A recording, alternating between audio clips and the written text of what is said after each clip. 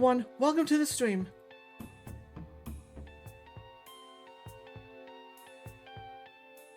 Alright, for the 4th day in a row, I am back, and today we are gonna continue reading through the visual novel Undefeated.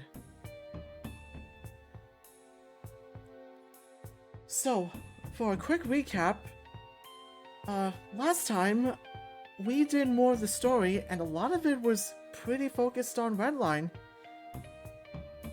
Yeah, we had a beats party, we got to see a bad ending, we learned a little more about Redline, we got to see him fight and win against Jesse, and along the way, we were slowly getting along with Bruce, and that makes me happy. So, I went ahead and looked at what's to come, and I found a good stopping point for when it's time for us to stop.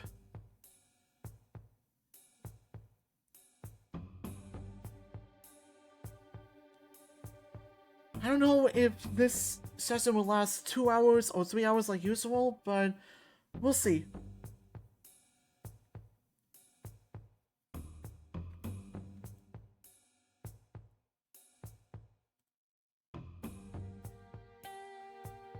We still have a lot of Undefeated to read, and I'm really excited.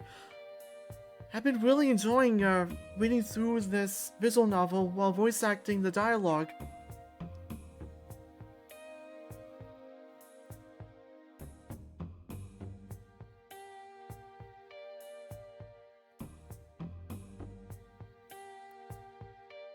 Alright, with that said, I did it again. I clicked start instead of load. Anyway, with that being said, let's continue.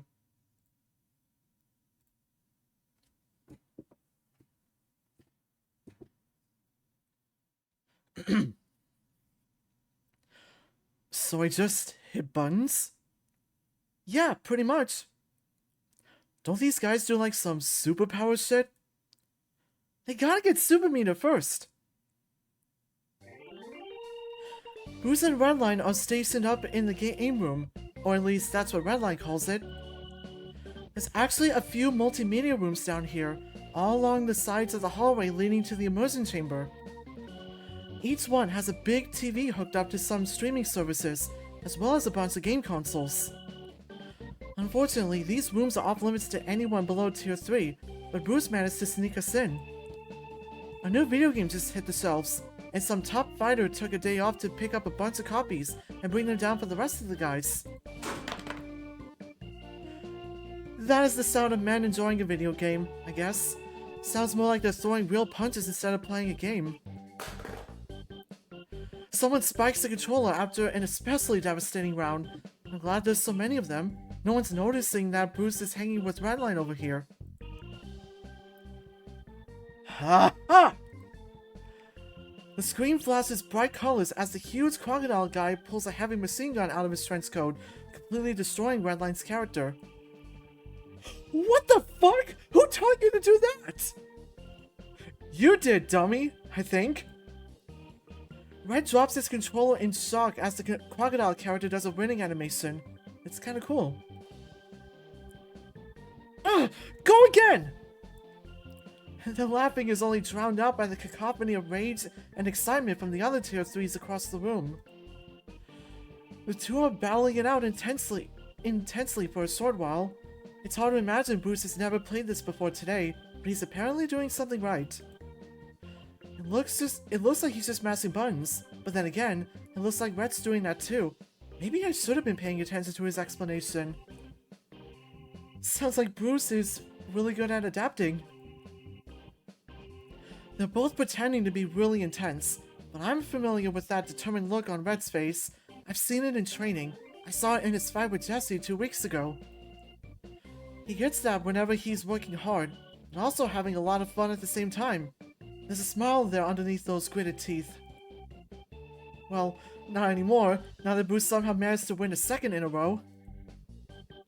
Are you fucking kidding me? This clock's pretty cool. What'd you say this game was called? Give me the one back! And there they go again. Red tapping away on that big weird box of a controller. Bruce clutching the way too small of a controller Red lent him.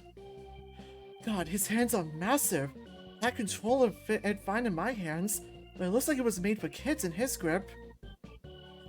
Yeah, that's like thinking back when I used to play Game Boy Color. Now they look like kids' toys to me. The further the match goes on, the more aggressive the two are getting. Red's tapping gets faster, Bruce's grip gets tighter. I can hear the plastic band creak as he moves and turns his wrists until... both Red and Bruce snap to look at the chunks of plastic in Bruce's hands. Fuck. Oh no. God fucking damn it! He drops the broken controller, standing up and letting it fall to the floor. Red pauses the game and sets his joystick down. Hey man, it's okay. Bruce is fuming, stomping in circles off to the side, cursing under his breath until Redline steps in his path. I imagine it sounds like... God fucking damn it, Professor Controllers!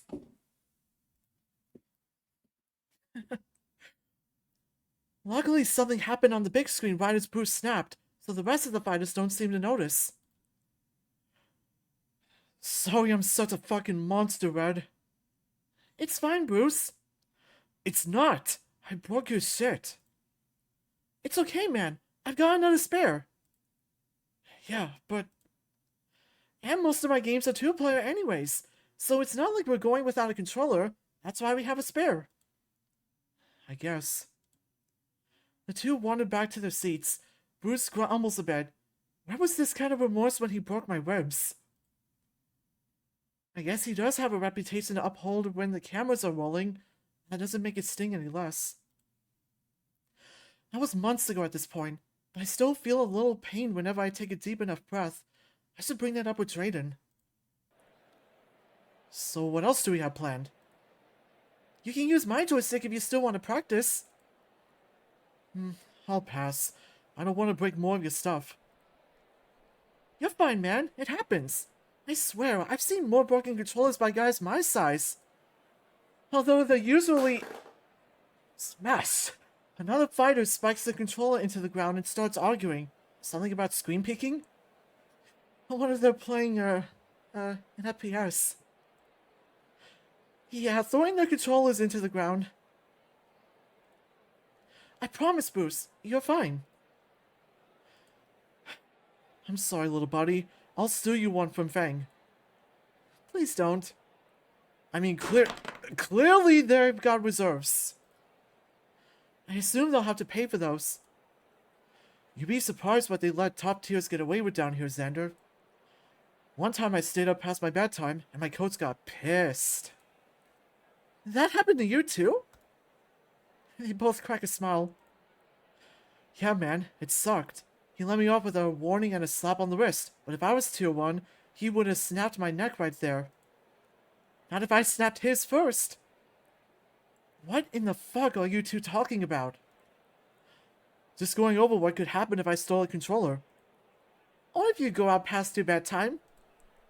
We don't? Have bedtimes? And can't you just buy him a new controller? Bruce rolls his eyes.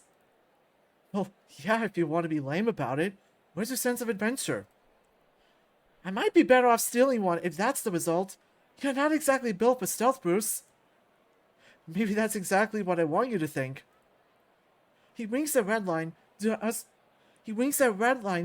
an overdramatic gasp. I'm glad they're at least getting along.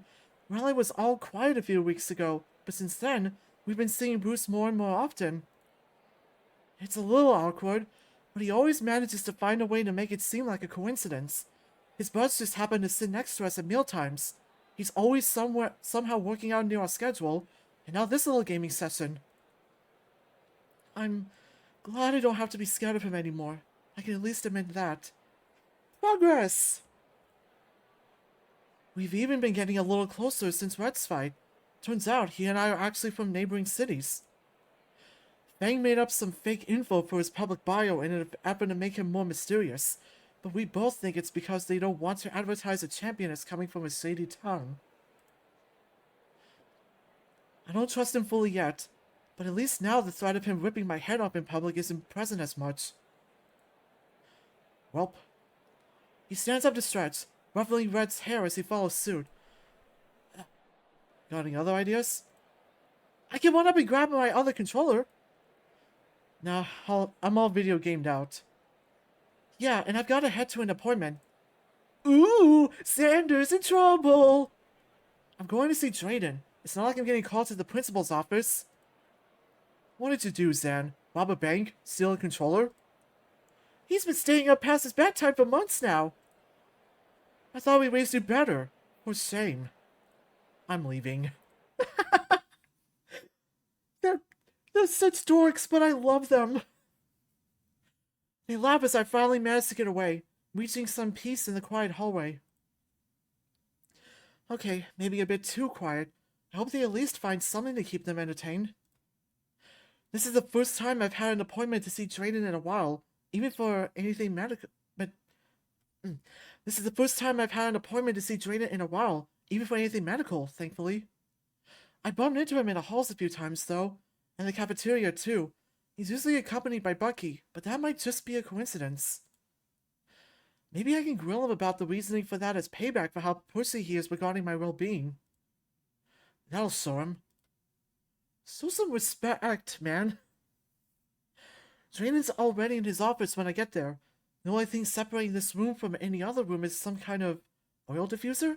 It's sitting on his table shooting out an unjust amount of vapor. Now I respect that. I use an oil diffuser too. Hello, Zander. Thank you for meeting with me today.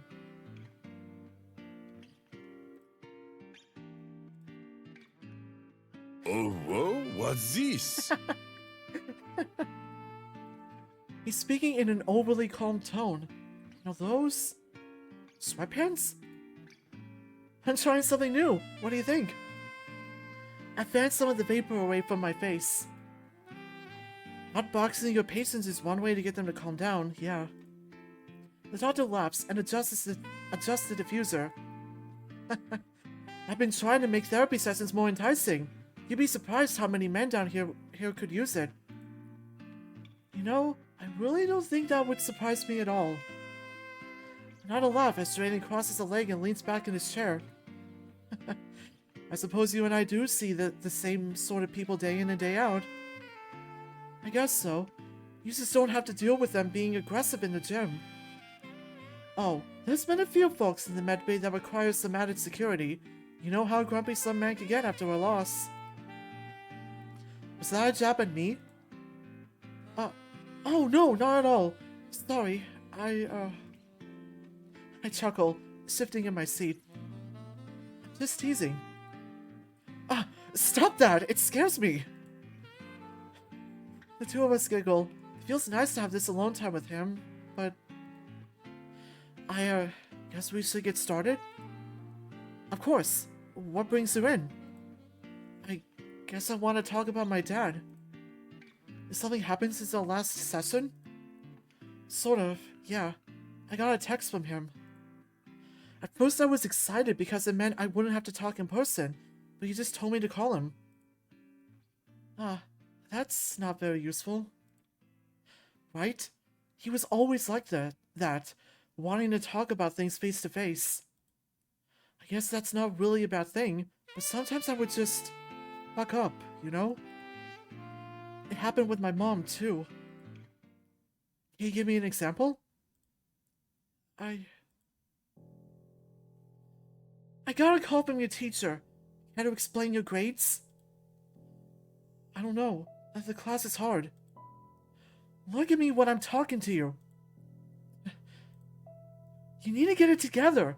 Your cousins graduated with a perfect GPA, and your father and I did too. I'm sorry. Sorry? Is that really the attitude you want to have? I'm so sick and tired of... Look at me! She would always hit the table when she got mad. You're not even trying anymore. I'm sick of it. Well, do you have anything to say? Or are you just gonna stand there looking sad? I can't say sorry again. So keep slamming the table. And next time it might not be the table she hits. I don't know what to say. I don't know what to say. I don't know what to say. Zander? I don't know what to say. Whenever people get mad, I freeze up. It happened with Mom and Dad. It happened with the commissioner. It happened when I first met Bruce. And whenever it happens, Why are you mad? It's your fault I got this bad in the first place. I don't know what to say, so I stay quiet. But if I stay quiet, they get mad. And when they get mad, I want to apologize. But if I apologize, they don't accept it. I don't know. I don't know. I don't know what they wanted from me. I'm sorry. This better not come up again. Understand? Yes. So you would lock up whenever faced with that intense fear? Yeah. There's a joke about looking like a deer in the headlights. I wasn't about to say it, but he scribbles a little more down. So you sometimes have trouble talking to someone that's yelling at you. I think that's perfectly normal. And I take it you've tried to approach it over text, since you struggle with these kinds of face-to-face interactions? Yeah. But I might have gone a little overboard, I guess. You're finally home. Yeah. I got your text. I'm sorry. That's what you said in your text. About 100 times, too. I'm sorry. You overreacted. Again. You need to get your attitude in check. Sorry. Stop it. Stop making excuses. You always do this. You freak out and overreact. Over nothing. Are you scared of me? Do you think I'm going to hurt you? Yes. I'm not gonna kill you because of a bad grade. My body tenses up when I hear the garage door open. When you beat the table in front of me, it makes me wonder what would happen if it wasn't blocking me from you. I have to stay up late and listen for your footsteps to stop before I can leave my room so I don't have to feel you looking at me. Don't look at me. I fucking hate you. Please don't look at me. Don't you feel safe with us? Children that feel safe don't hide themselves away. If I felt safe, I wouldn't be apologizing. If we're such awful people, you can go live with your friends. You said that once. Look how you turned out when I actually left. Stop crying. You're so sensitive. And there it is. The words that trigger me, honestly. I take a deep breath. Ground yourself. After a moment, I open my eyes and see Drayden. He has so much compassion, so much patience, so much forgiveness. I'm safe. I'm safe here. Sorry. I lied to think I was a good student, and a good son too, I guess. But whenever I couldn't be perfect, they would go ballistic. It's stupid to admit, but it was always really scary, and it was over stuff that never really mattered. Grades, clothes, food, mess anything up, and they start slamming doors. Did they ever hit you? No. He writes something down. But it felt like they were going to. One day near the end of sophomore year, I found I was getting a bad grade in class. Oops. I found out I was getting a bad grade in a class. Not failing, but not good either. I didn't know what they wanted. I was trying my best. I couldn't stay silent, so I just lost it at school. Sent them a fuck ton of texts apologizing, telling them I was going to be better. I wanted to be good for them.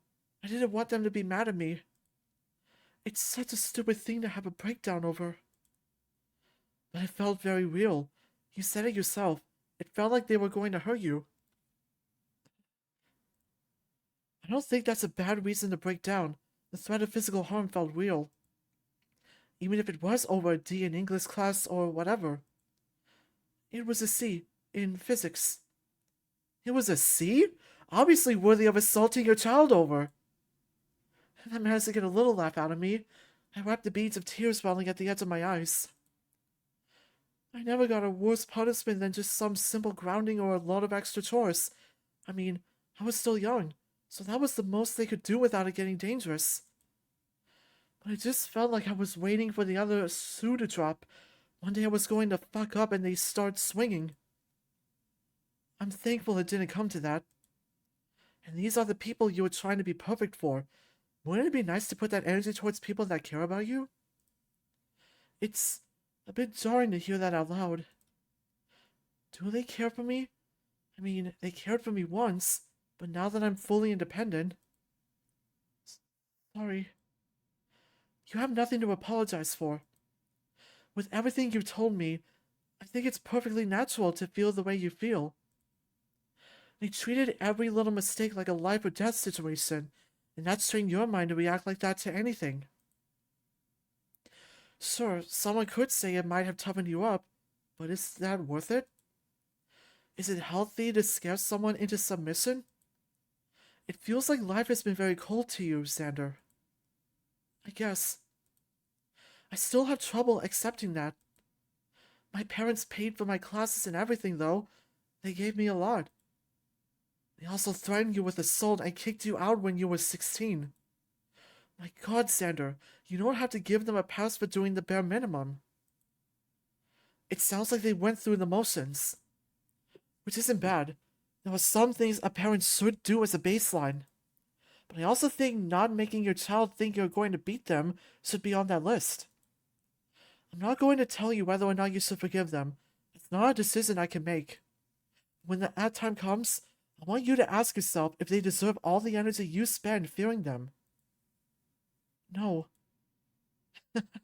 Well, I'm glad that's figured out. Therapy over. But really, they can claim their love for you, but that doesn't really cancel out their actions, right? It's not healthy to live with that mindset. True. Down here, people get hurt all the time. Bones break, cartilage tears, wounds open. Those can be repaired. But your parents, they hurt you, Zander. They've hurt you in a way that medicine can't fix. He pauses after saying that, looking straight into me. For some reason, tears reach my eyes. Yeah. They hurt me. I have to understand that. I have to stop making excuses for them. Drayden just looks at me. Please don't. I don't want you to see me cry. Ignoring a cut doesn't make it go away, Zander. It gets infected. And the infection grows. And it spreads. And it's been festering in you for so long, Zander. Please stop. I have to close my eyes so he can't see me cry. I don't want this to be his problem. But then... His body presses against mine, arms draped over my shoulders. Drayden is so soft, so delicate, but his hold is firm. I'm sorry that you've been hurting for so long. I'm sorry. And I'm sorry that this hurts now. I'm sorry. But this is the only way that the wound can start to heal. I'm sorry. You're brave for coming to see me. You're brave for surviving. Thank you for being so strong for all this time. No more. I don't need to hold back, and I don't think I can. I start sobbing into Drayden. All this ugliness, all this hate, forced out of my body. My heart doesn't deserve the weight. It can't carry it. I don't deserve to carry it. I forced my heart to stay cold so nobody would come near, so I didn't have to be afraid of anything, of anyone. But Drayden's hug, his voice, his body, it's all so warm.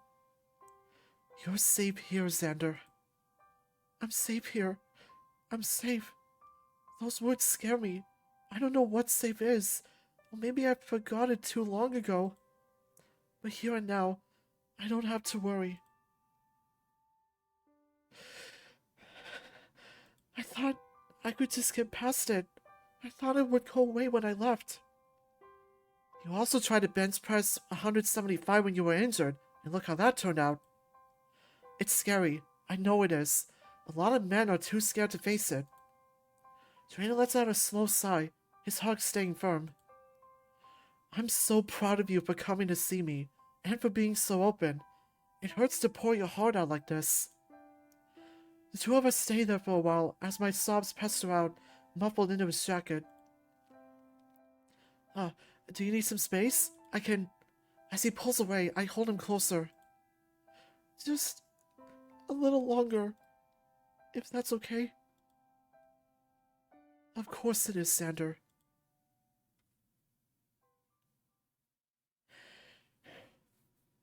A bit of time passes with some more encouraging words. I don't remember. My head always gets a little fuzzy in therapy. Maybe it's the essential oils assaulting my snout. The tears are all tapped out at this point, so Drayden's back in his chair, writing something down on that clipboard. I'd like to see his notes sometime. So, are you all set? I think so. I'm going to work on all this broken mess of a deer. The cat shakes his head. Not broken. Not a mess. I don't want to hear any self-deprecating language. You're not a mess. You're not something that needs fixing. You're a strong young man that's lived with a lot of pain, and now you're healing. Having a good, positive mindset is very important in the healing process, Zander. Granted, it won't fix everything, but it's definitely going to help. And as for your freezing up issue, we can talk more on that in our next session. Though, it is interesting. Redline mentioned that you stood up for him before his fight, and you didn't even flinch. Right, with Cole. I guess it's easier when I'm defending someone I care about. Drayden gives me a gentle smile. That's very honorable. Let's see if we can get you to care about yourself that much too. Is there anything else you'd like to talk about today? I should maybe explore that a little more. Actually, yeah. A few weeks back, me and Redline were hanging out. He was getting really talkative and anxious, so I don't know why I'm dancing around the subject. It's not like we fucked or anything. Just pet him, on the head, like a dog. Drayden looks confused, but happy. Oh, is that a problem? No, it's not, I think. It's just confusing. I did it just off of instinct. And I've never had that instinct to do it before. It sounds like you two have gotten a little closer since then. I guess that is true. I just don't like seeing other people be mean to him. I don't have a clear picture of what he's got going on, but I know he's not doing well. And if that big piece of shit Cole tries to make it worse, I'll send him to the med bay. Drayden laughs nervously and shifts in his seat. As an employee who is also your friend, I'm going to choose to not have heard that. But I am thankful that you two are becoming friendlier. I think it's good for the both of you. Yeah, I think so too. And I feel like I should apologize to him. For what? Just everything. I've been kind of an asshole for a while. I don't want to make his situation any worse. He smiles and writes something down. Well, I don't think Redline would ever hold that sort of thing against you, but if you feel compelled, I'm sure Redline would appreciate it. Oh, and of course, let me know if anything happens between you and your father. I'm always here if you need me. I nod and make my way to the door. Thank you, Drayden. Take a deep breath and move on. I don't like thinking about that sort of stuff. It tugs at that hole in my chest, makes it feel like something's missing. Maybe things would be different if I didn't have to suffer like I did as a kid. Maybe I wouldn't be here. Bruce wouldn't have to worry about his job. but maybe Redline would still be living alone. A shudder creeps down my spine when that thought appears. I don't know how well off Red would be without me. That sounds a little selfish, but I can't help but worry about him. Him and his soft fur. Fuck, right. Why did I pet him in the first place? He seems so anxious. I couldn't just let him feel scared. It's the last thing he needs, especially with everything he's going through. Yeah, that's it. I was just trying to be nice. So, why do I want to pet him again? Ever since that night, I've wanted to spend more and more time with him. Do I like him? Or do I just feel some sense of friendship for the first time in forever? Well, Chad, it's up to you if you want to go the route of having feelings for Redline, or you can just stay on the friendship path. I have eyes for Bruce. So as much as I like Redline, I'm gonna stay friends with him. It must be friendship, when I really think about it. It's been a long time since I've had an actual friend. That's a little sad to admit, but I can't remember the last time I had an actual friend. Acquaintances at work, maybe, or someone that I recognized around the apartment building, but I wouldn't consider any of them friends. Maybe I forgot what that was like since high school. God, that was forever ago, and even then, I only have about 3 or 4 friends. They all moved out of state after graduation, I think. And now I'm here, rooming with Red, so we're forced to be together. So naturally a friendship would come from that. The petting was just anxiety. Bruce pets Red all the time, and they're just friends, so that's a totally normal thing for friends to do. Unless Bruce and Red are more than friends? No, Red would definitely have told me at some point. He can't keep quiet about all the men he slept with, so a boyfriend wouldn't be a secret he could keep. Right. So, just friends. I think. Probably. Ugh. And this is probably one of those things that won't go away without talking to him about it. I can't keep a secret, but it's a lot harder when they're in your face all the time. Maybe I could talk to Drayden about it. Wait, I was gonna ask Drayden about him and Bucky! God damn it! That would have been the perfect time to bring it up, too! Next time, then. Right now, though, I should probably get to lunch. Before I could get there, though... Zander! He's sprinting down the hall, impressively weaving his way through the various groups of people standing between us. Of course, most of them manage to hear his call and step to the side before he accidentally barrels into them.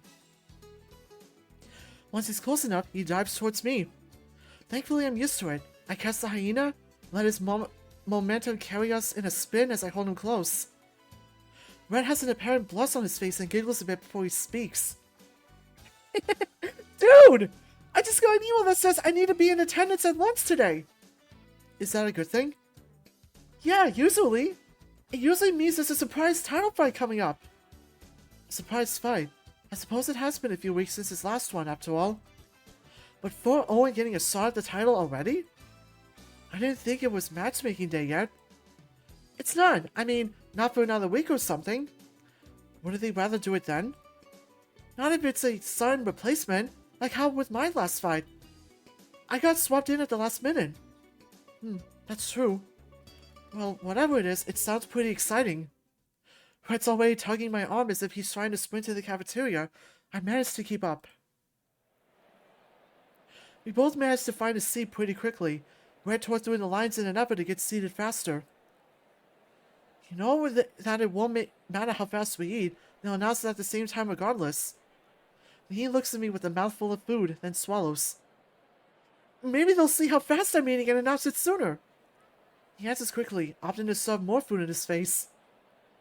The lunch goes on for a while, with Redline getting more and more anxious the longer it lasts. Your whines sound like those videos where a dog is waiting at the door for its owner to come back home. It's our anxious whine. It's been passed down through our family for generations.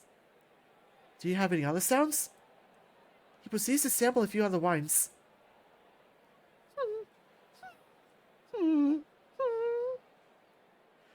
Those all sound the exact same, but with different lengths. Oh, I did that wrong. Yeah, the length of the whine indicates the intent behind it. See, it's actually really interesting. I did some research on how sounds have evolved through... thank goodness. It looks like he's about to explode. Good afternoon, everyone. I hope you've been enjoying your lunch. I have a few very special announcements to make. You finally getting married? I'm already... You trying for a baby? How long along are you? Yeesh. He's dying out there. And I'm dying over here! Just read the fucking card! A few people, Theodore included, turned to the source of the sound. I've never heard Redline sound that aggressive. There was even a growl in his voice. The rabbit clears his throat and continues. Would the following 12 fighters please come to the steps here in front of me? He proceeds to list off a few names of people I don't recognize. Each name is accompanied by a resounding single cheer from the audience. And last but not least, Redline Greyfang. I've never seen Red move that fast. He's up at the steps like a streak of lightning and lines up next to the rest of the fighters. Due to the excellent performance of these 12 fighters, Fang is excited to offer everyone standing up here a promotion. Tier 1 fighters, you are now Tier 2, and Tier 2s are now Tier 3s. The crowd's already erupted into cheers, applauding their friends and colleagues. I do notice a few people that are very clearly not happy, with one or two stopping out of the cafeteria. But the smile on Redline's face is too perfect.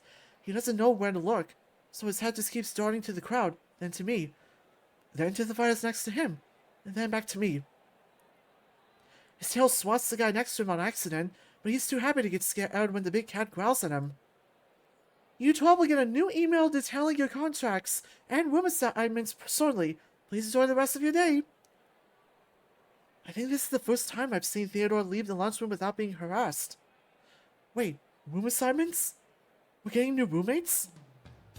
Dude! He's beaming as big as ever as he returns. I'm wondering if he heard everything Theodore said. It was pretty loud at the end there. Congratulations, Red! That's huge! What's the pay raise? I think it's like double? And that's double from the previous pay rate before it was docked a few months ago. More vacation days, unlimited cafeteria access, private coaching. This is huge, dude! I'm really happy for you, Red. Thanks! Ow! Grats.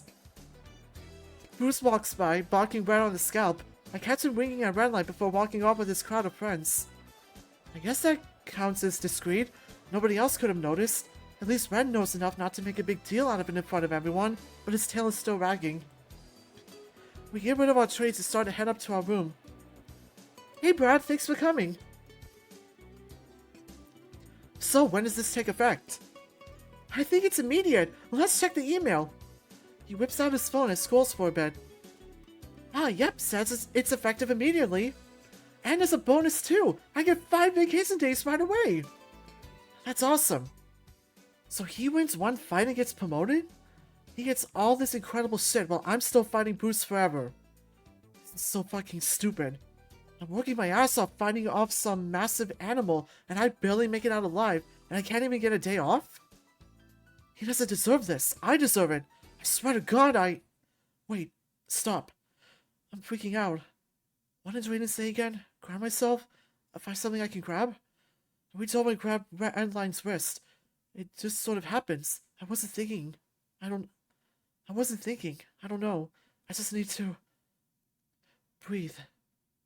I look at him. Hey, you alright? I don't know. Oh. Well, here, let's see. We're by our room, so Redline quickly opens the door and pulls me inside.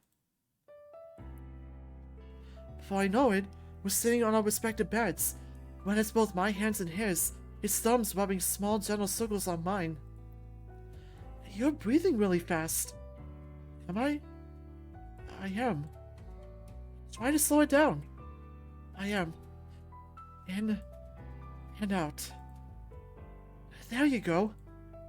My brother's had panic attacks like this all the time. Everything's gonna be okay, I promise. Thanks. Sorry. What are you apologizing for? Getting mad at you about your promotion? It's what I sort of said, but I don't want him to know I was thinking that. her grabbing you like that. Red rolls his eyes. It's all good, Zander. Honest. You startled me for a second, but I'm just glad you're okay.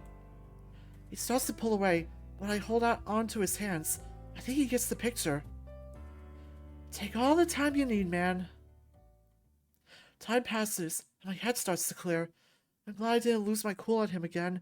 He doesn't deserve that, not right after he got this kind of news. All better? I think so.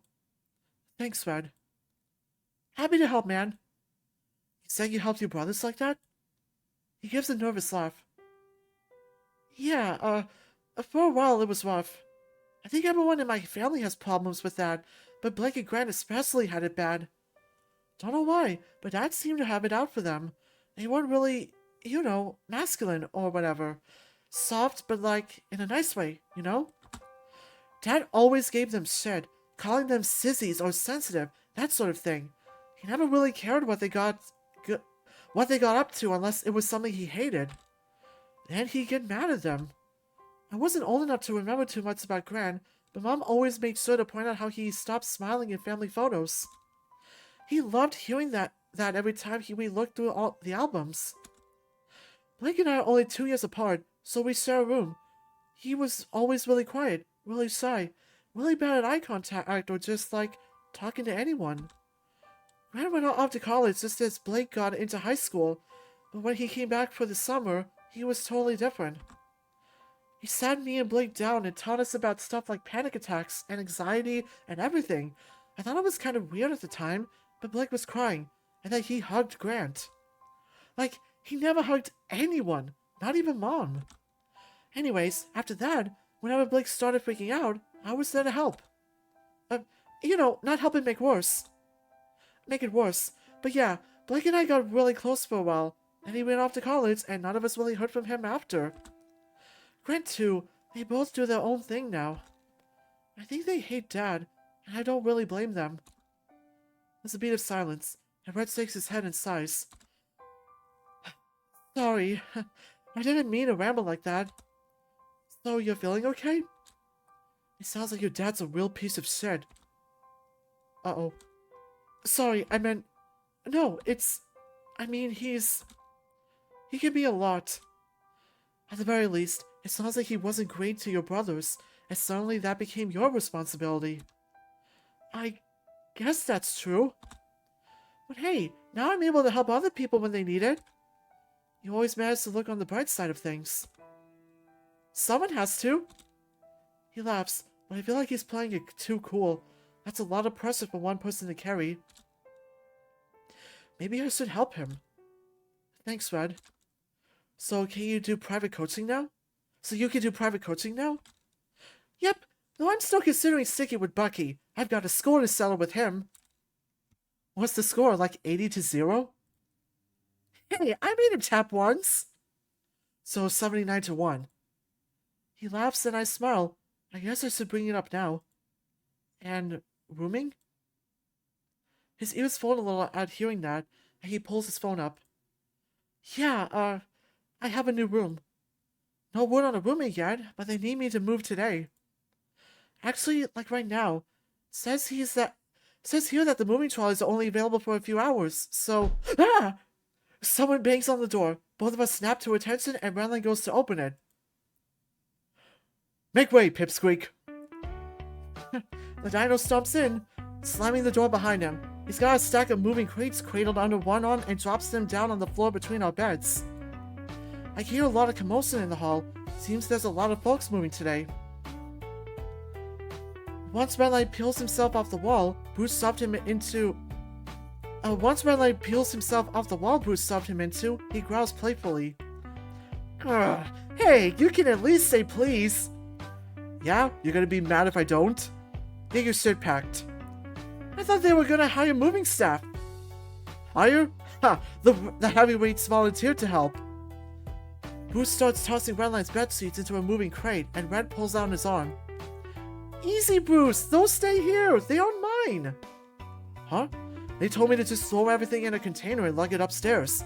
Been a while since I was in the low tier, so I don't remember what came with the rooms. But I remember the seats being nicer than this. I'd rip a hole in these just by laying on them. Actually, come to think of it, I did that once. The mattress too. He laughs loudly, and the two of them scramble to fit everything Redline owns into a few crates. I feel like I should help. So where exactly is he moving to? I already told you, dumbass. He's going upstairs. What, did I knock too many brain cells loose in our last fight? He's talking loud, but shows no animosity in his face. I guess he's trying to keep up appearances since the hallway is so full of people. He actually mouths the word sorry at me.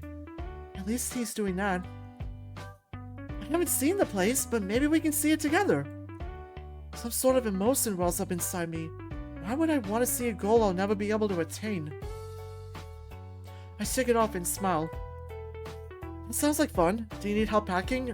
Do you need help packing up? Yeah, like your wimpy little arms are really gonna help cram this shit in these boxes. Bruce finishes neatly folding up one of Redline's blankets and places it inside another crate. I have no responsibility to help, but I might as well. Somehow we managed to get most of Redline's things crammed into the boxes, save for his fan, fight stick, and a laundry hamper filled with clothes. More crates stack high into Bruce's arms, with Redline lugging a duffel bag full of assorted goods out the door. Need any help? Bruce laughs as the door opens. Yeah, if we need help crying like a bitch, I'll give you a call. Here, take the shortcut. We make our way into the side staircase, going up the stairs this time. 1, 2, 3 flights up, we find a door that looks similar to the one on our level, except... Hey, Zan, grab the door. There's a fingerprint lock.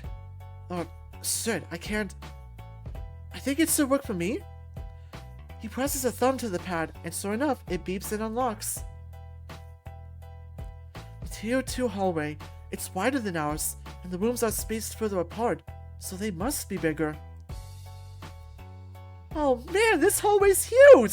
It's like being at a hotel! You ever sprint down one of those bad boys? Here, watch! Nope. Bruce manages to pluck his claw behind Redline's shirt, and the little guy doesn't even get a chance to try. Your room's down at the end of the hall, I think. We count the numbered rooms, all the way down to the opposite end. Could have gotten here faster if you let me run. I'm not picking up any shit you drop. It's still an empty hallway, but Bruce is trying to keep up appearances in case anyone overhears. Redline opens the door, and... it looks a lot like our bedroom, but with only one bed and a TV on the table. Small. No, you're just huge, and so is this room! Redline drops whatever he was carrying and does a little twirl, then collapses onto the bed. Look at all this space! I could finally get that dance game machine I was telling you about! Somehow, I don't think it will fit. Bruce gently sets the stack of crates down, then places each of them on the floor so the stack doesn't topple over. I guess you won't need to keep my extra stuff in your room anymore, Bruce. I guess not. But I'm sure we can find a better way to store it. Right now it's all in a big garbage bag in the corner. But I ask you to feed and walk it 3 times a day. Redline goes to start unpacking, but his phone buzzes. He holds it up to his head. Hello? Uh-huh. I'm moving into the new room. Oh, when does that start? Oh, yeah, I can... Oh, so we have to be there early? Right, okay. I'll head down now. What's up? That was Theo. He said that the new Tier 2s have some kind of orientation meeting. Since it's my first promotion, I have to be there early for some extra paperwork or something. Sorry for bailing in the middle of all your help. It's fine. I think we're about wrapped up, but the crates have to be back by tonight, so... Here. Red lifts up a crate and flips it, dumping the carefully folded contents onto the floor. Bruce laughs and does the same, clearing the the containers in exchange for a huge mess on the ground. There you go. Seems much more your style. What does that mean? Means you're a mess. The 3 of us move into the hall, all walking the same way. And 2, Sunday? I'd like to think I'm a clean young man.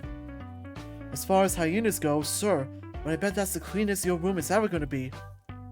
Hey, that's not true. When I get to Tier 3, that room will be spotless. Right, and then you'll move in. Okay, easy. You gonna be okay while I'm doing this orientation thing? Yeah, I'll be fine. Probably hang out in the library or something. 3 of us part ways. Bye, Bruce.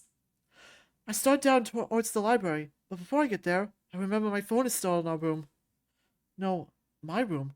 It's not our room anymore. I turn around and go back upstairs to grab it. My own room. Finally. That's what I've wanted all this time. Some peace and quiet. I get to the room in record time. Or at least, it feels faster because I don't have someone talking my ear off. Few of Redline's things are still here. He's still planning to come down and grab them, but I guess that will happen later. My phone's sitting charged on the nightstand. I drop down on my bed and let out a long, tired sigh. I'll just hang here for a minute before heading down to the library. No Redline, no Bruce, just peace and quiet. Feels like a long time since I've been able to just relax knowing that someone will barge into my room. It's nice. The last time I felt like this was right after I moved out of my parents' place. God, I was so scared. My hand was shaking when I went to sign that lease. I'm surprised they even rented a place to a teenager. I guess landlords will do anything if the money's good. I wanted to stay with Vinny for longer, but he's done so much for me already. I was such a burden. Maybe I should give him a call sometime, catch up with him, see how he's doing. Not that I'd be able to visit until I'm out of this hellhole. That would require me to actually win a fight, but everyone knows that won't happen. Bucky and Drayden probably know that much too, but they don't know how to break the news to me. Might as well resign to a life of getting my ass beat by Bruce, right? At least he has enough heart to not try to kill me. I need to start being realistic. If I had any sort of value, I would be winning fights already. I'd be tier 2 like Red is. So in a way, I probably deserve this. The fights, the lockdown, the isolation. It's all punishment for me. No, stop. What am I thinking? I sit up on the bed and immediately notice how fast I'm breathing. Slow down. Breathe. This panic attack shit never stops, does it? Does being alone with my thoughts for 5 minutes really do that much damage to my psyche? My psyche? God, I'm fucking pathetic. Just chill the fuck out, like Bruce said. My voice reaches no one's ears. I'm alone.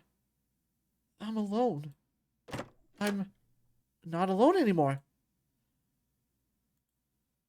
The electronic thumbpad beeps and the door unlocks. They still have you registered on my door lock, Redline? Wait a second. I turn to greet Red and see Bruce standing there, alone. He looks more confused than I do. Oh. How did you get in here? Hi, Zan. He shuts the door quick, beaming wide. I love that smile. I didn't think you'd be back so soon. How did you get in here? I heard you the first time, and I'll keep asking until I get an answer. The door was locked. Leave. Bruce sighs and drops down on Redline's bed, visibly uncomfortable. I didn't mean to creep on you or anything, honest. I just came back for the last of Redline's junk. Why does your thumb work on our door? Being the champ comes with some privileges, one of those being unlimited access to pretty much anywhere in the facility. So you can go into any room you want? Pretty much. Not like I've tried anything weird. Not that I've tried anything weird. When I got bumped from tier 3 to champion, I left some stuff in my old room, went down to retrieve it, and I was able to unlock the door, even though someone already moved in. Scared the hell out of him. Tried a few other doors after hours, and they all unlocked right away. Been able to do it for years, so it must have been an oversight. So you were just gonna sneak into the room? Just to get the rest of Redline's things. I didn't think you'd be in back. Not like I was planning on hassling you anymore. I fucked you up enough as it is.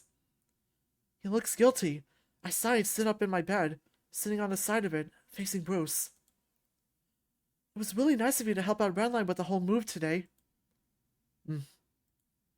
Better me than some of these other creeps.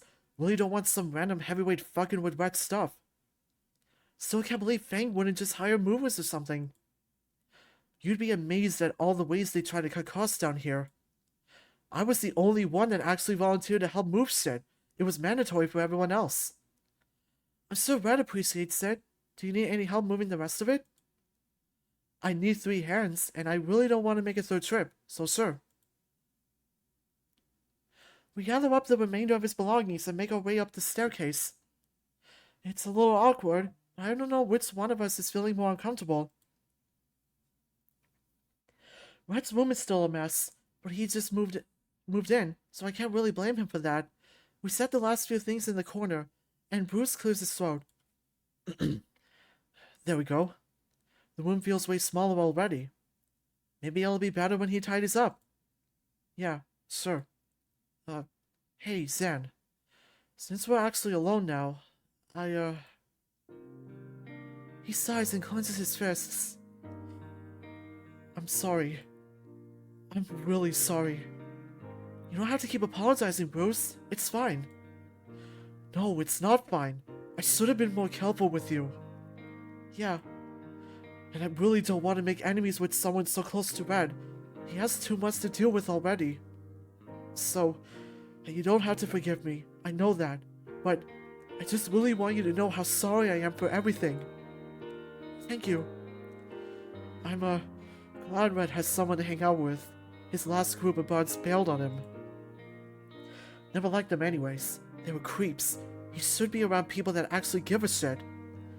I can't exactly say I've done a good job at giving a shit about him before recently. I guess what I'm trying to say is, I don't know. Keep an eye out for him, will ya? He's one of the good ones. Fighters, I mean. One of the good ones to have around down here. He lets out a frustrated sigh and drops to sit on the bed. I'm shit with words. You get what I mean, right? I think so. I sit next to him. The bed is shifted uncomfortably towards his end. It's just gonna be hard if he's on a different tier, different room, different coach, probably different schedule. Don't worry about the coach thing. I think the little mutt's got a thing for Bucky. He's not going anywhere. But the room thing will be tricky. I gotta keep up appearances. And you don't normally have access to this floor. Not unless someone gives me access, or I could just win a fight and get to tier 2. Easy. Yeah, easy. You actually hit me pretty hard in the last fight. Feels like you've been working out. I roll my eyes. Yeah, I'm sure it was just a lucky shot. But thanks. How do you know Redline? Bruce shrugs. We're co-workers. That's pretty obvious. Bruce chuckles. Nah, Red was pretty hard to miss when he first came down here. Little fucker's loud. But he's also fun to have around. Life of the party. Always coming up with stuff to do when you're bored. Yeah, I know how that goes. I don't think a night went by without him trying to convince me to try something new. Swimming, gaming, treadmill races. You ever take him up on that? Nah. Why not? I don't know. Bruce leans back and smiles. You're missing out, man. He knows how to put a smile on people's faces. Or tries to, at least. All the other guys just laugh at him. Pisses me off real bad. He deserves better than that. Better than all this. It's a beat of silence, and Bruce continues. Anyways, first time I see the guy, he starts freaking out, like, in a good way. Happens all the time when I meet fans. He flashes a cocky grin. For a second, I swear I can see sparkles around his head. But then get this, he asks to spar with me. Can you believe it? I absolutely can. He tries to spar with Bucky 3 times a week. Right, but that's cause he's gay. Oh, excuse me. Right, but that's cause he's a gay little fuck. You can't just walk up to the biggest guy on campus and ask to fight him. Anyway, I said yes, but kinda as a joke. Cause it's like pulling teeth to get guys my size to roll with me. So what's this little twerp gonna do? And he choked you out. Yeah, maybe in his dreams. I made him tap about 20 times in 5 minutes and left him on the gym mats. But the little fucker came back the next day, thanked me, and asked for a rematch. I always feel like that'd get annoying fast. Maybe if he was an asshole, yeah. But that's the difference between Red and the rest of these creeps. Red gives a shit. He gives a shit about you, about MMA, about getting stronger. And when we wrestled, he wasn't just trying to prove something or get his rocks off or whatever. He actually wants to get stronger, and he has fun doing it. So, no, it's not annoying. I'll wrestle with him any day. Or at least I would, till I got a fun little sermon from the commiss about fraternizing with the lower tiers. I didn't have a problem with it, but he went on and on about how he won't harbor the right attitude that they strive for down here, whatever the fuck that means. And then you joined the picture and, yeah, it's been a minute since I got to hang with Red. Feels like I haven't been a good friend to him, so helping him move is the least I can do.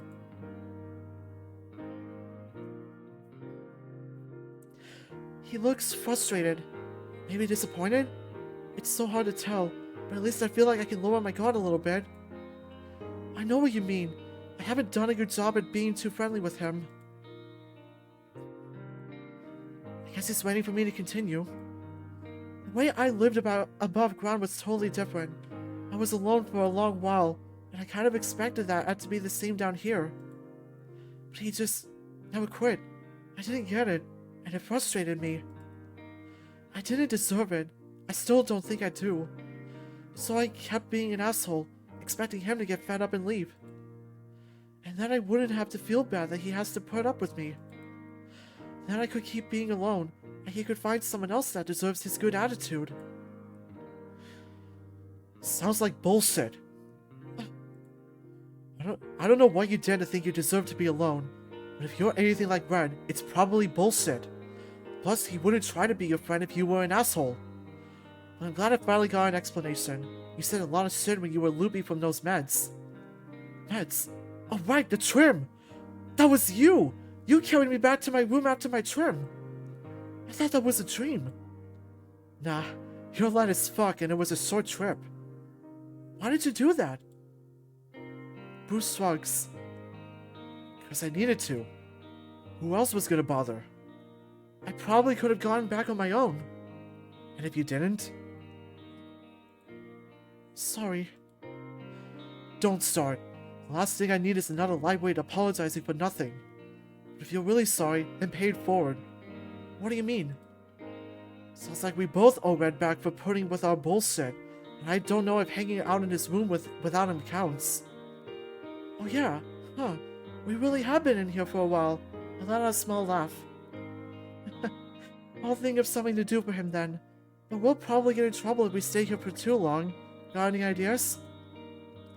What, you still want to hang out? Clingy.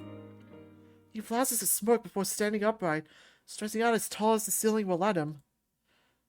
Fine. I got an idea. But you might have to break a few rules. Are you gonna report me? Don't give me a reason to. His massive hand reaches down, probably to ruffle my hair, but I flinch. There's a pause before he pulls his hand back. Man! I don't blame Zander, but I would have let Bruce ruffle my hair a ton. Too bad we're not on, you know, our own character. We're doing this from Xander's point of view. Anyway, let's go. Where? Bruce had already opened the door. His claw raises to his mouth, signaling me to shush silently. I roll my eyes and follow him down the hall. We creep down one way, taking a side hallway that leads to an elevator. Once inside, Bruce presses his thumb to a square on the side and immediately kicks to life. I'll ask again. Where are we going? Penthouse. Penthouse? The elevator stops and opens to reveal a set of closed doors. Bruce unlocks them and steps inside.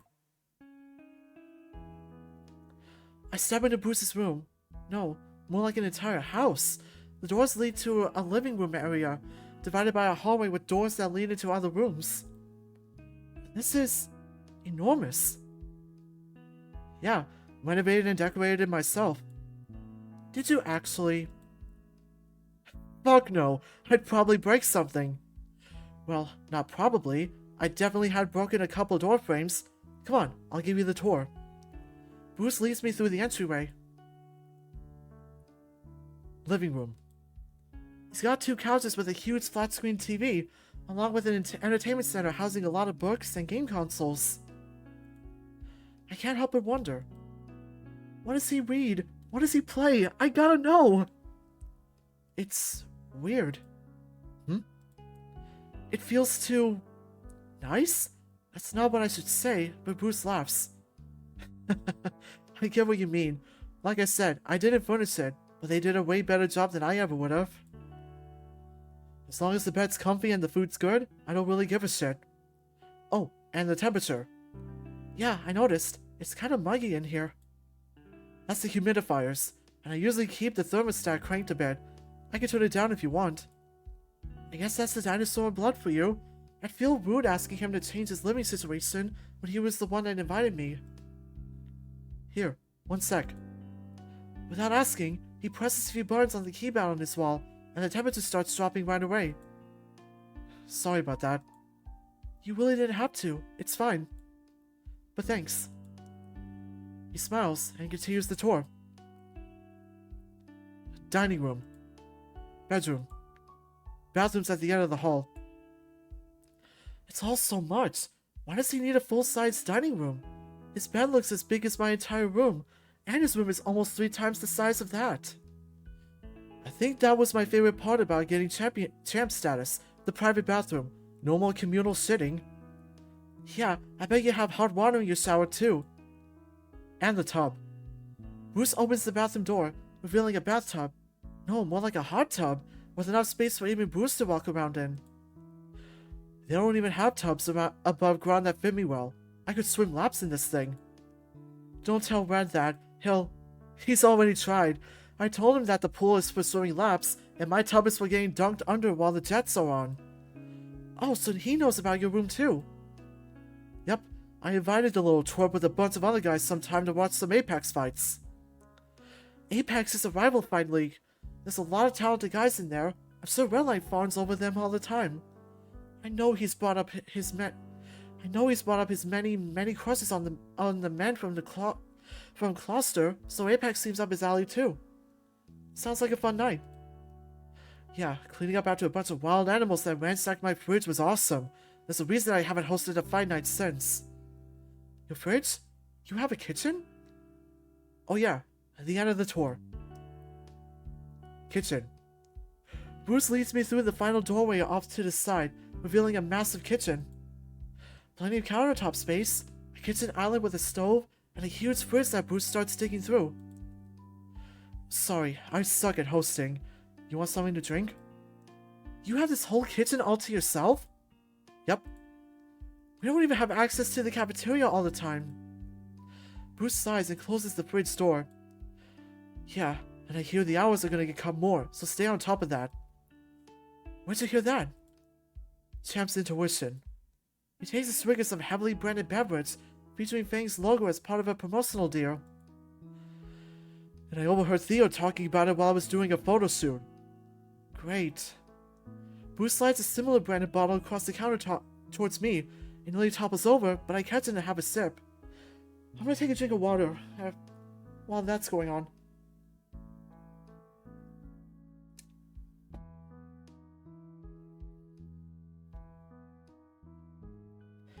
Okay.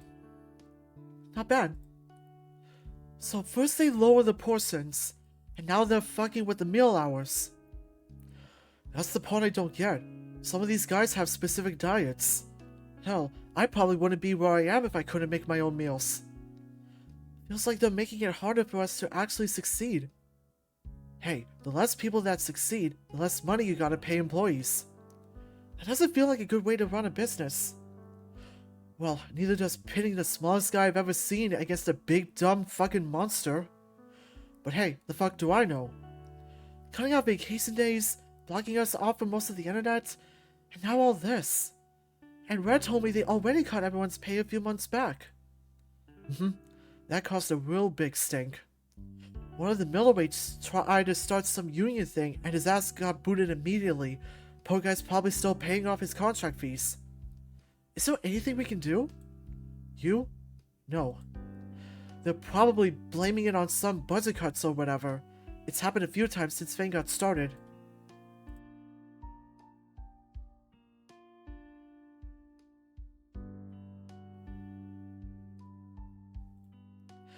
Just the sad reality of the company being owned by a rich piece of shit. We both drink our drinks in silence for a bit. I don't know what to say. You probably have a bit of a pull. You think so, huh? I mean, you're the champ. Hell, you've got brand deals. I adjusted to Bruce's face on the label of the bottle I'm drinking from. He sighs.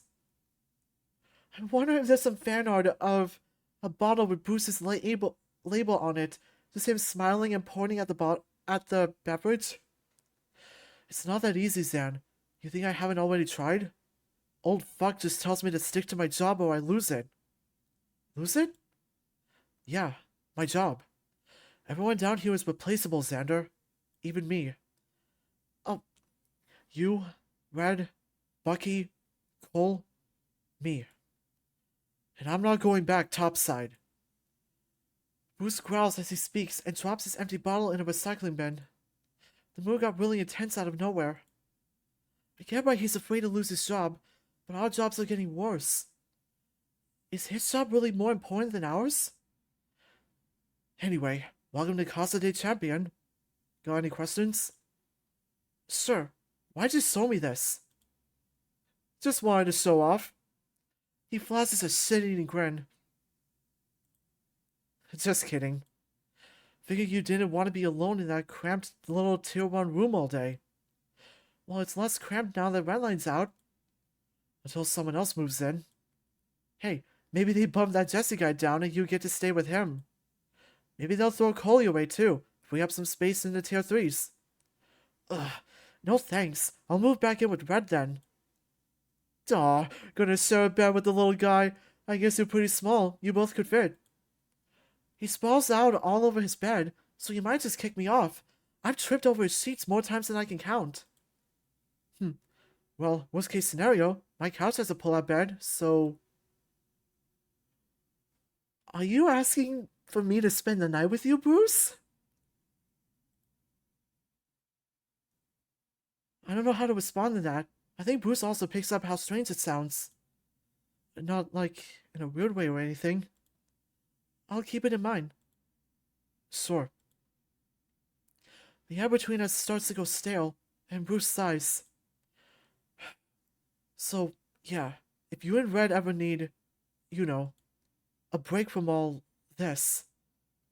His fingers are tapping against the marble countertop, with his other hand clawing at his arm. Is he feeling impatient? He probably wants me out of his hair. I should take my leave. I gotcha. Thanks. I should probably get going, though. Wait. His claws curl up, gripping the side of the table. Never mind. Yeah. You know how to get back? The elevator? Yeah. Oh, right, the drink. Maybe leave it here? Can't have them seeing you drink stuff from topside. Good call.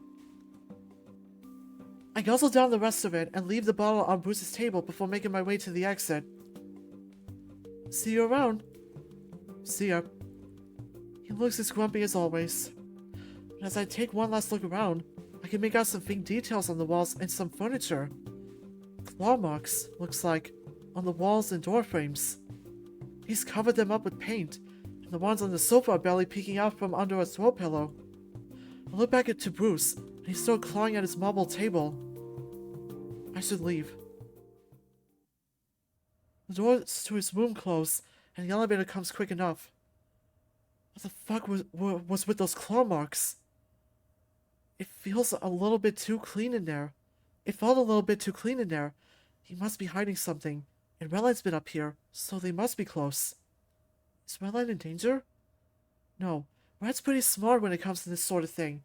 I don't think he'd willingly get close to Bruce if he thought Bruce would hurt him. But then again, Bruce hurt me, so... That's not fair to Bruce, though. He was just doing what he had to. I have to get it out of my head that Bruce has ulterior motives. He's just being nice. Even if his house is littered with scratch marks that are obviously his, I can only imagine how scary he gets when he's actually mad. No, he's gotten mad before.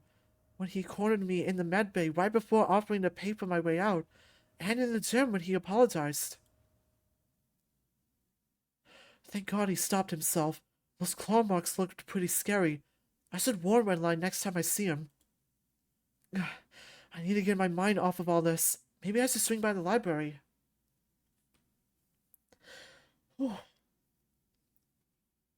Yeah, after all of that talk with Bruce, that solidified him being my favorite character.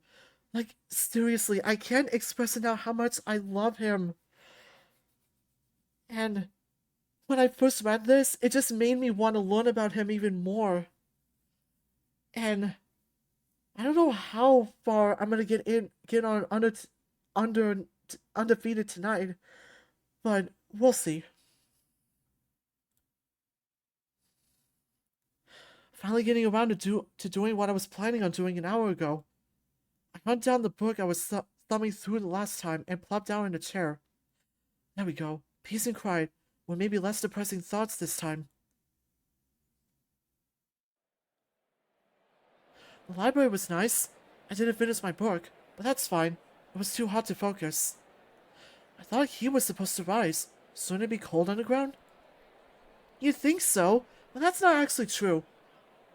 He'd rises, but we're still much closer to the Earth's core than we would be above ground. I didn't think it would make that much of a difference, but maybe Redline's onto something. Of course I am, dude. I figured you would have picked up on that by now. Duh. Are you reading our thoughts? How else do you think I got to tier 2? How else? I guess that makes sense. It's all just a matter of being smarter. And being a better fighter, of course. Yeah, that checks out. Hey, look on the bright side. Maybe Bruce will just snap your neck in the next fight. For some reason, that fills me with some horrible sense of unease. Something from the pit of my stomach starts to grow up through my chest, up and into my throat. I can feel it stretch the lining of my diaphragm, aching to get through until it blossoms at my lips. Stop. It's all I can manage to say, focusing on the words that are getting swallowed down my throat. I can't breathe. I can't get words out. I'm choking on nothing. Nothing he can see. But it feels real. It's real. And it's stuck in me. And I need it out. I need it out. I need it out! My hands reach for his paws, nearly throwing myself over the lunch table to grasp for them. The raw force of my grip alone almost manages to snap his wrists in half, but he stares at me as if it's nothing. I double over, coughing and hacking every violent thought out. Blood spatters onto the table, each drop spelling out my sins. My fears. My love. Shit, kid, you made a mess out here. Right? Maybe that's why his parents got rid of him. I didn't need them to tell me I'm a piece of shit. Silence spreads through the cafeteria in an instant. Everyone's eyes are on me. Some scared, some shocked, some angry. Redline chuckles nervously and clears his throat. Hey, Zan? You kinda made a mess here. I did? Oh, I did. There's blood all over the table. Some of it is even spilling onto the floor. I can help you clean it up. Like you always do. Like I always do. Here, you have some on your lips. He brings a napkin to my face, dabbing at the blood. The copper reminder of what I deserve still pressed at the root of my tongue. I can't stand looking at him. He's always cleaning up my messes. He's always putting in the work to make me feel good, and I treat him like shit. I know.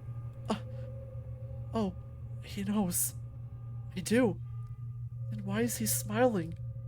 Because maybe I deserve it too. My stomach starts to swell again. I can feel it grow up through my throat. I clutch at my own neck, leaning back and turning away, but I'm stumbling and dropping to the floor. Don't look at me! Don't look at me! Don't you dare say you deserve this! Nobody deserves this! Nobody deserves to feel the way you feel!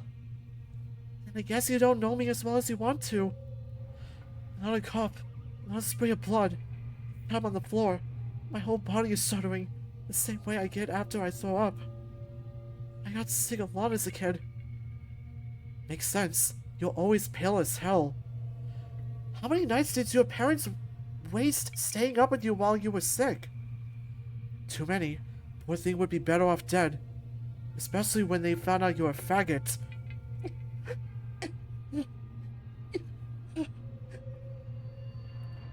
The bubble already present in my throat popped before I could open my mouth, and I collapsed in a puddle of my own blood, with more dribbling out of my mouth. It hurts. My throat feels like it's been scratched and clawed raw. Claws like Bruce. Bingo. I can't feel my throat. I need to say something. I need to get these words out before I end up choking on them. I need someone to help me.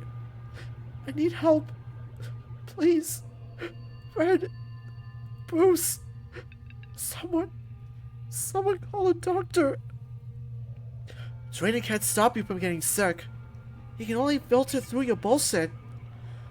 You're the only one that can do the things you need to do.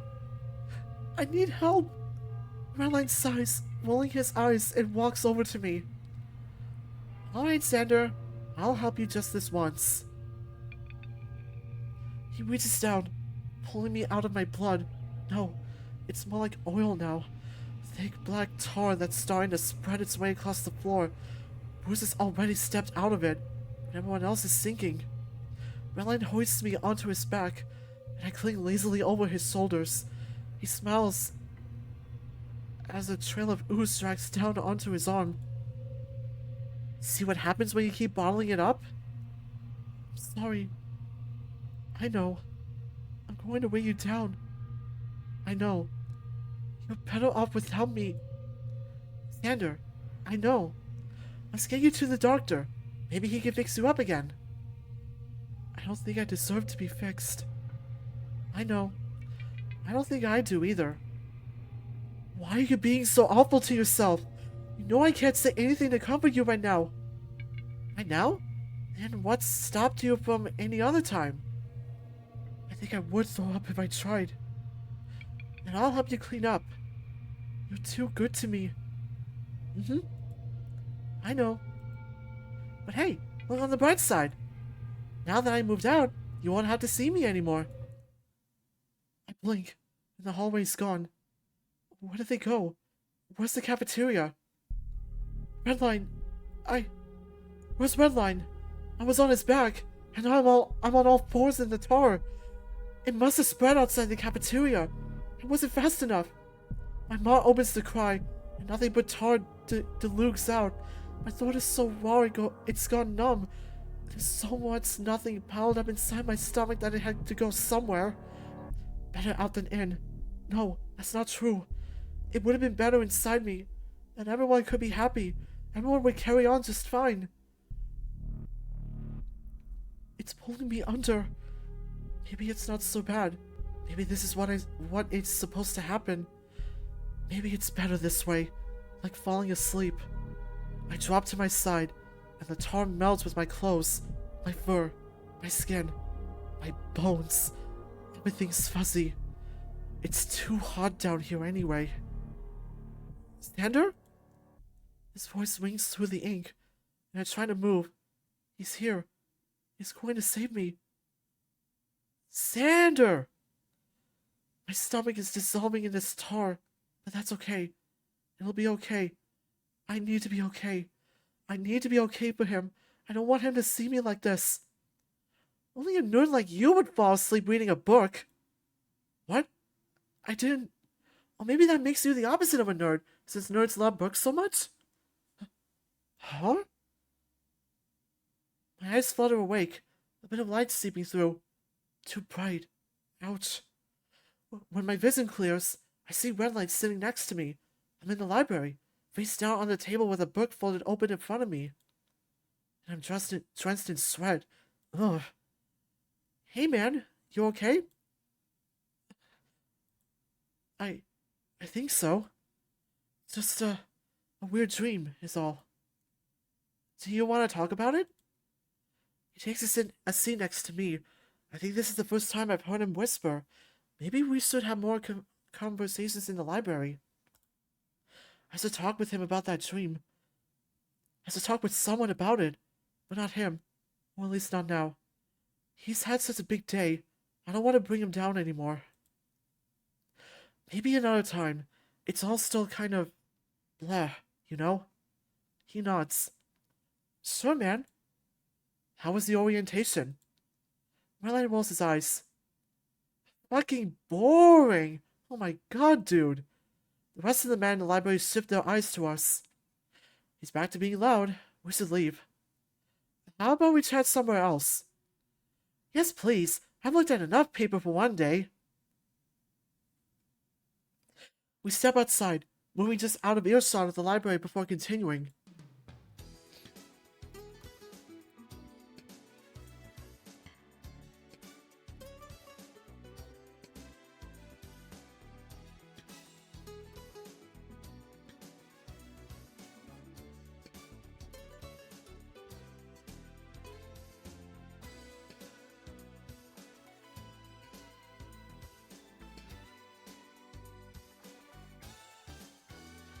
Okay, sorry about that.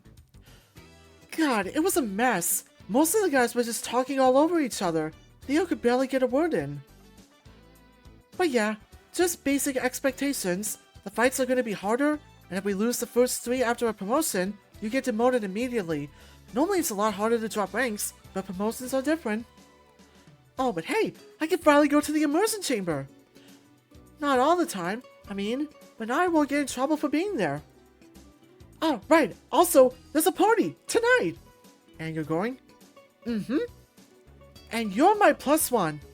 I'm not sure. Redline lets out a little whine. Any chance I could convince you? Ryan will be there. He got fired. Is there any chance someone there will try to break your muzzle again? He pauses to think. I really don't like how long he has to think about this. Not that I know of.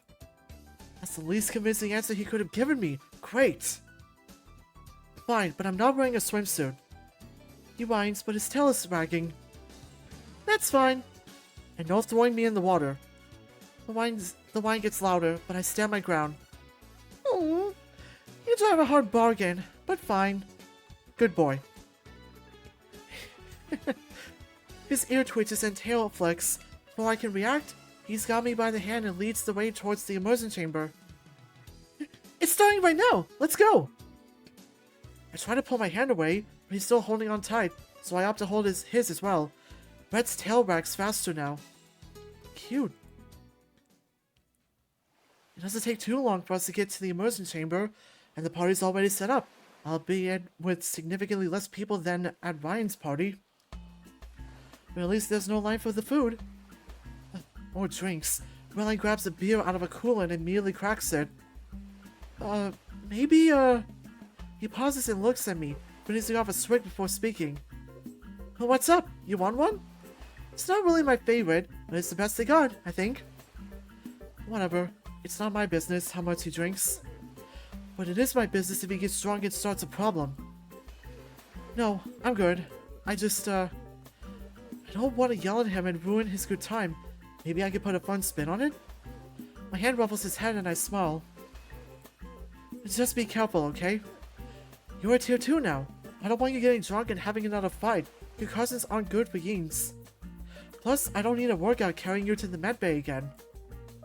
He whines. Maybe that wasn't as fun of a spin as I thought. Sorry about that. Shit, yeah. He feels bad. Gotta divert. Oh, no, it's... Bonk. Bruce steps in from behind, dropping a fist playfully between Red's ears. His other hand reaches down, swiping the drink from Redline's paws. And yoink! Mine now. Hey, that's mine! Not tonight, it's not. We're going to have announcements, and you're gonna have to pay attention. Plus, this tastes like shit. We can get you better stuff some other time. No, it's fine. Hey, stop! The two start play wrestling after Bruce yanks Redline's tail. Luckily, they managed to move away from the rest of the partygoers. It's still a bit of a commotion. And what's with the tail stripes?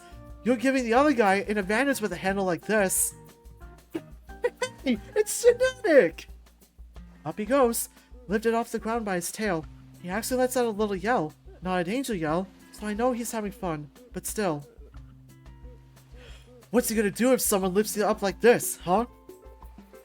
Redline's lunging for Bruce, but the bigger man manages to swing him the other side. He's dangling like a pendulum, grasping and struggling to get a hold of Bruce's arm. But at least the rest of the men here don't seem to care, chatting amongst themselves as the music pounds. Something deep down tells me I should step in and help out, like I did with Cole a few weeks back, but... Bruce beaming as Redline barks through his laughter? I should be stressed, but this feels good. This feels right. I don't need to protect Redline, not from Bruce, and even if I don't trust Bruce all the way, it's not my place to tell Redline who to trust. He'll be okay. And Bruce is okay. He'll keep Redline safe if I can't. I wipe a tear pulling at the edge of my eye as Redline calls my name. Should we be doing this here? I gesture to all the tables and chairs and people trying to mingle, and both of them stop too. Right, let's go somewhere else. Slung over Bruce's back, Redline calmly waits as Bruce carries him to the shoreline. I follow. Once we reach our destination, Bruce tosses Redline up in the air, catching him as he falls, and dropping to the ground with him. Ah! The two wrestle for a few seconds, with Redline's any attempts at calling for help silenced by another painful hold. Sand kicks up around the two, spraying me in the face. Sand! They end in some kind of pro wrestling hold. Red's torso is exposed while his arms and legs are getting pulled together to meet behind his back, forcing his whole body to contort painfully. Tag out! Tag out! Tag out? Red wiggles his hand, currently being contorted by Bruce. I cast a swift glance to the dino, who seems to be enjoying himself. Our eyes meet, and his wild grin quickly calms to a smile. He's content. He nods, as if to give permission, before going back to making Redline howl. There's a lot of people around. Well, not a lot, but enough that someone's going to see and be friendly with us. Friendly with Red's probably a lot less of an issue than being friendly with me. But Redline lets out a yelp, and I shake back to my senses. Bruce has been so generous as to wait for me to tag in, so I stumble forward and slam my hand against Red's. He goes free and flops into the sand while Bruce's massive arm reaches up to yank me down into a similar position. You ready? Hell yeah! Without much warning or much resistance, I'm manhandled into a kneeling position. Bruce manages to keep my legs in place and drapes his massive arm over my face. It should have been me. Like some kind of modified dragon sleeper? I can't see a thing under his arm like this. And now! My body jolts, a dangerous twinge of pain firing up through my spine. I can feel his knee keeping me in place, bent over it as his arm flexes. It's crazy how fast it comes on. Even now when I'm trying to resist the hold, it's useless. Fuck! Fuck! I'm supposed to be flexible, but I can only take so much before it starts to feel like my spine is gonna snap. Bruce is jeering at some onlookers laugh, with Redline despairing loudly at my demise. I tap discreetly on Bruce's arm, or leg, or whatever part of him I can reach, and the pressure loosens immediately, but the hold doesn't move. And I can't move either, with Bruce applying just enough resistance to keep me in place. I guess he's showing off to the crowd, or whatever amount of people are looking on. And Redline comes in with a save! Woof! I'm lifted ever so slightly up, shifted enough for Bruce to clothesline Redline with his free arm. The sound of Red's impact against the sand was proof enough of what happened. It actually sounded a little painful, though I guess the sleeper hold wasn't too much fun for me, either. Bruce's weight shifts, and it sounds like Red's being hoisted up over his shoulder. This is like pro wrestling, right? Maybe I should try selling it a little more. I struggle a bit, and just like with my real resistance, the fake attempt doesn't move Bruce one bit. He doesn't stand up though, which is incredibly awkward for me. I plant my leg and lean back, but it still cranks my spine unnaturally. Better this than let Bruce actually choke me. Hey, all you new Tier 2 fighters! Come on down for your mandatory beatings! God damn it, he starts walking, parading me and Redline around on the sand. can feel my face get hard, and I'm sure Redline is enjoying every second of this. This is non-negotiable. It's part of your contracts. Redline lets out a giggle, and Bruce laughs too. Hey, quit wagging your tail! Hup! The beast tosses Redline to the ground, with me immediately crashing down into him. We both lay there while I try to pretend I'm more hurt than I am. Bruce claps his hands. Line starts here, pipsqueaks! Let's see if you earn your promotion! Eventually, Redline and I decide to get up off the ground. Well, I do, while Redline go out in line behind the other newly promoted fighters for a second attempt at Bruce. Which went about as well as anyone would have expected, but at least he's having a good time, and he's not drinking, which is also good. The night goes on pretty quick once Bruce got their attention. They got some good food, the vibes are nice, and the occasional breeze makes the temperature just perfect. Once everyone's had their fill of challenging the champ, only Redline remains, who keeps diving back in for more. They have a bit of an audience that comes and goes, so at least there's entertainment that doesn't require me to make conversation with these people. After a bit longer, Redline finally calls it quits. And 3 tap-outs later, Bruce is finally done with the little guy. He slings Red over his shoulder and waltzes over. The two are drenched in sweat. Yo, you want this? Please don't drop him on me. Ooh, you're no fun. I'm gonna grab some food. You want anything? I'm set actually. Thanks though. Ripes? Redline lets out a little wheeze, and Bruce chuckles, patting his ass. Let's get you some water. Bruce carries him off, and as they walk away, I catch the grin on Redline's face. It's not often I get to see him so thoroughly exhausted. And judging by the amount Bruce was sweating, he seems pretty tuckered out too. And I'm only proven right when he sits down across from me at one of the little tables down by the beach. Well, when I collapse down, I'm surprised the chairs can hold that much weight and force. This fucking mud, dude.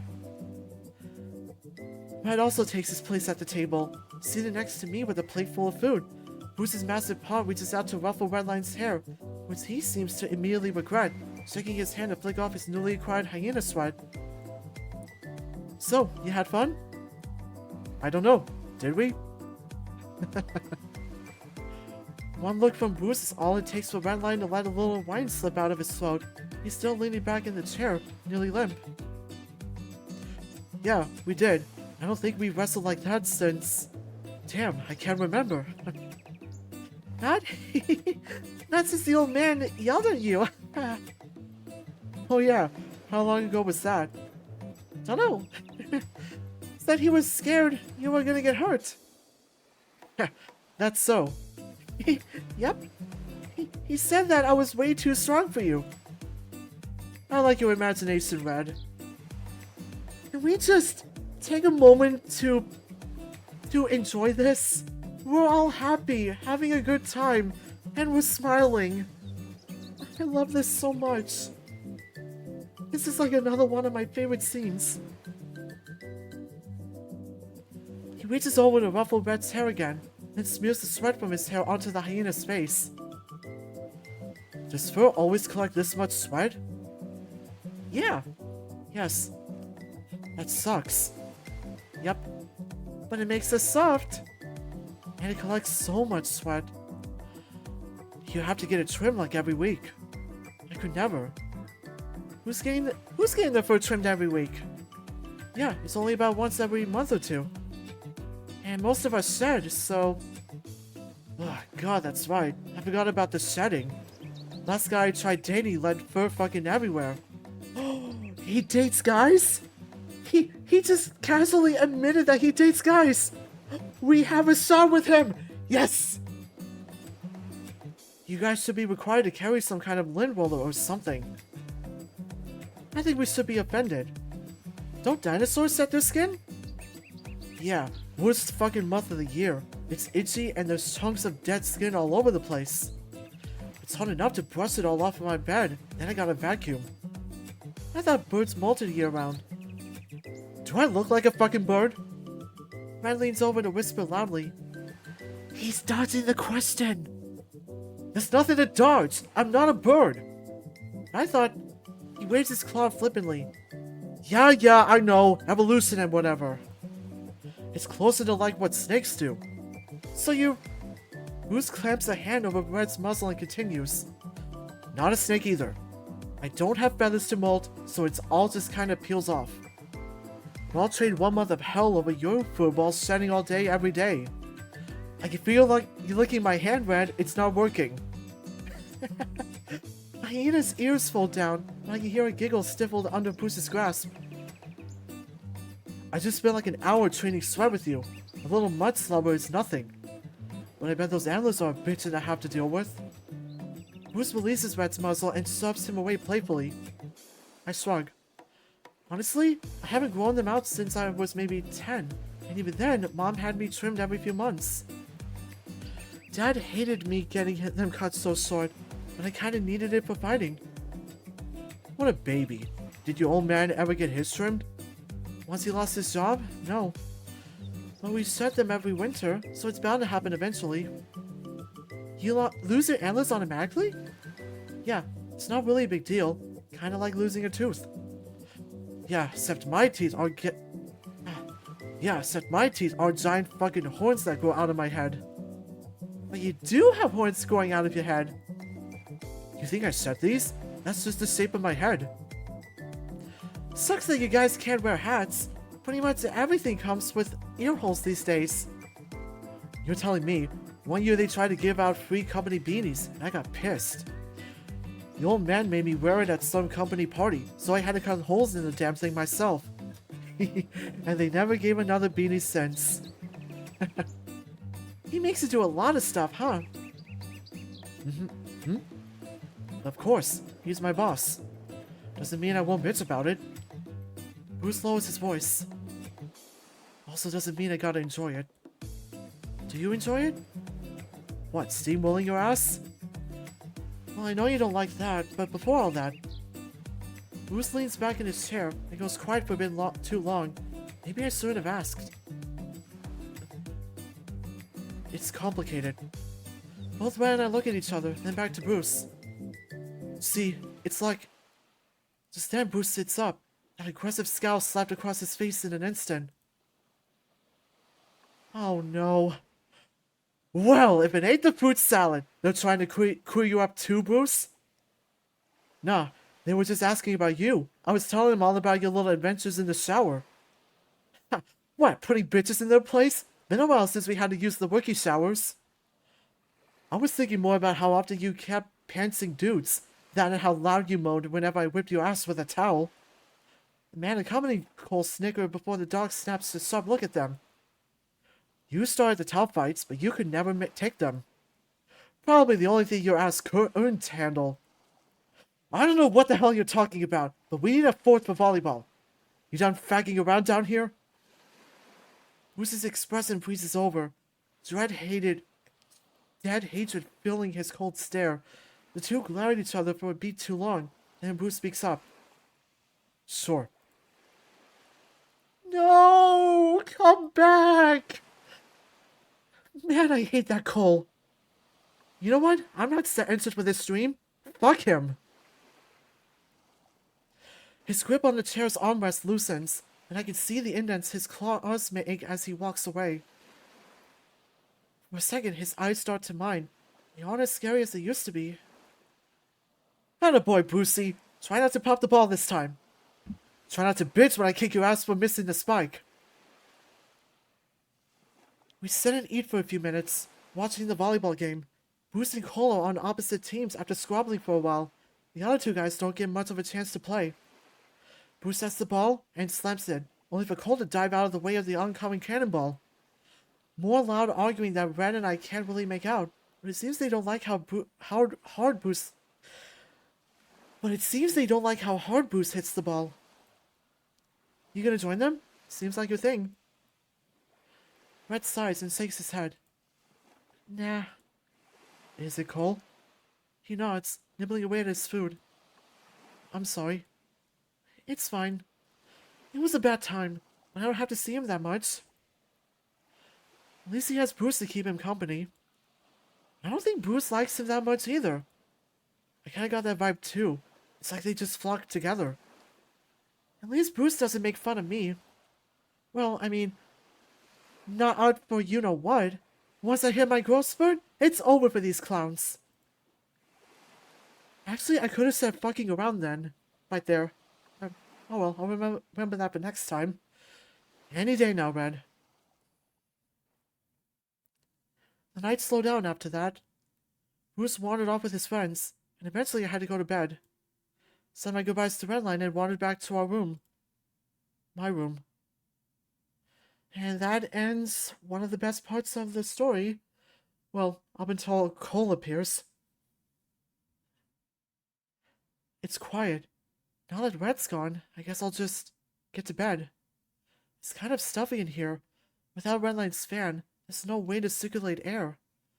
Oh well, just toss my clothes off and try to cool down. And close my eyes.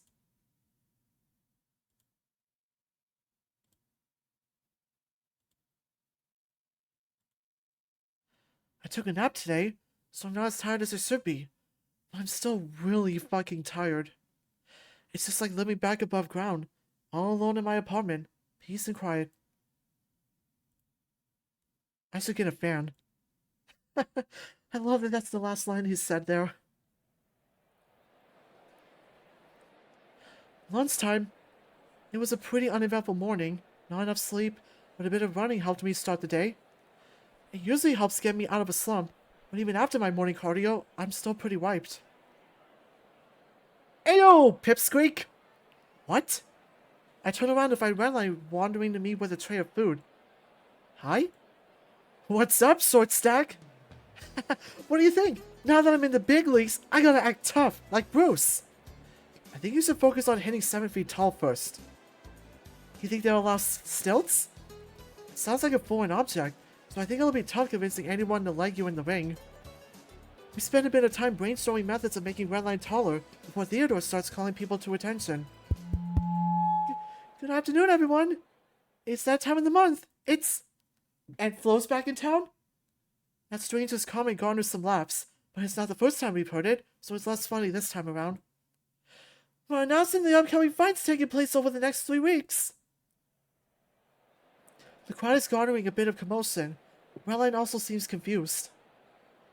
That's weird. I didn't think we'd hear about this for another week or so. Do schedule changes happen often? Maybe they're rearranging some stuff. I think some guys still have fights scheduled this week that they announced last matchmaking day. Probably not a big deal, though. Any fight's a good fight, right? Theodore reads through the list, naming off 5 pairs of fighters. And the main event for this weekend's card will feature Alex facing off against our champion, Bruce.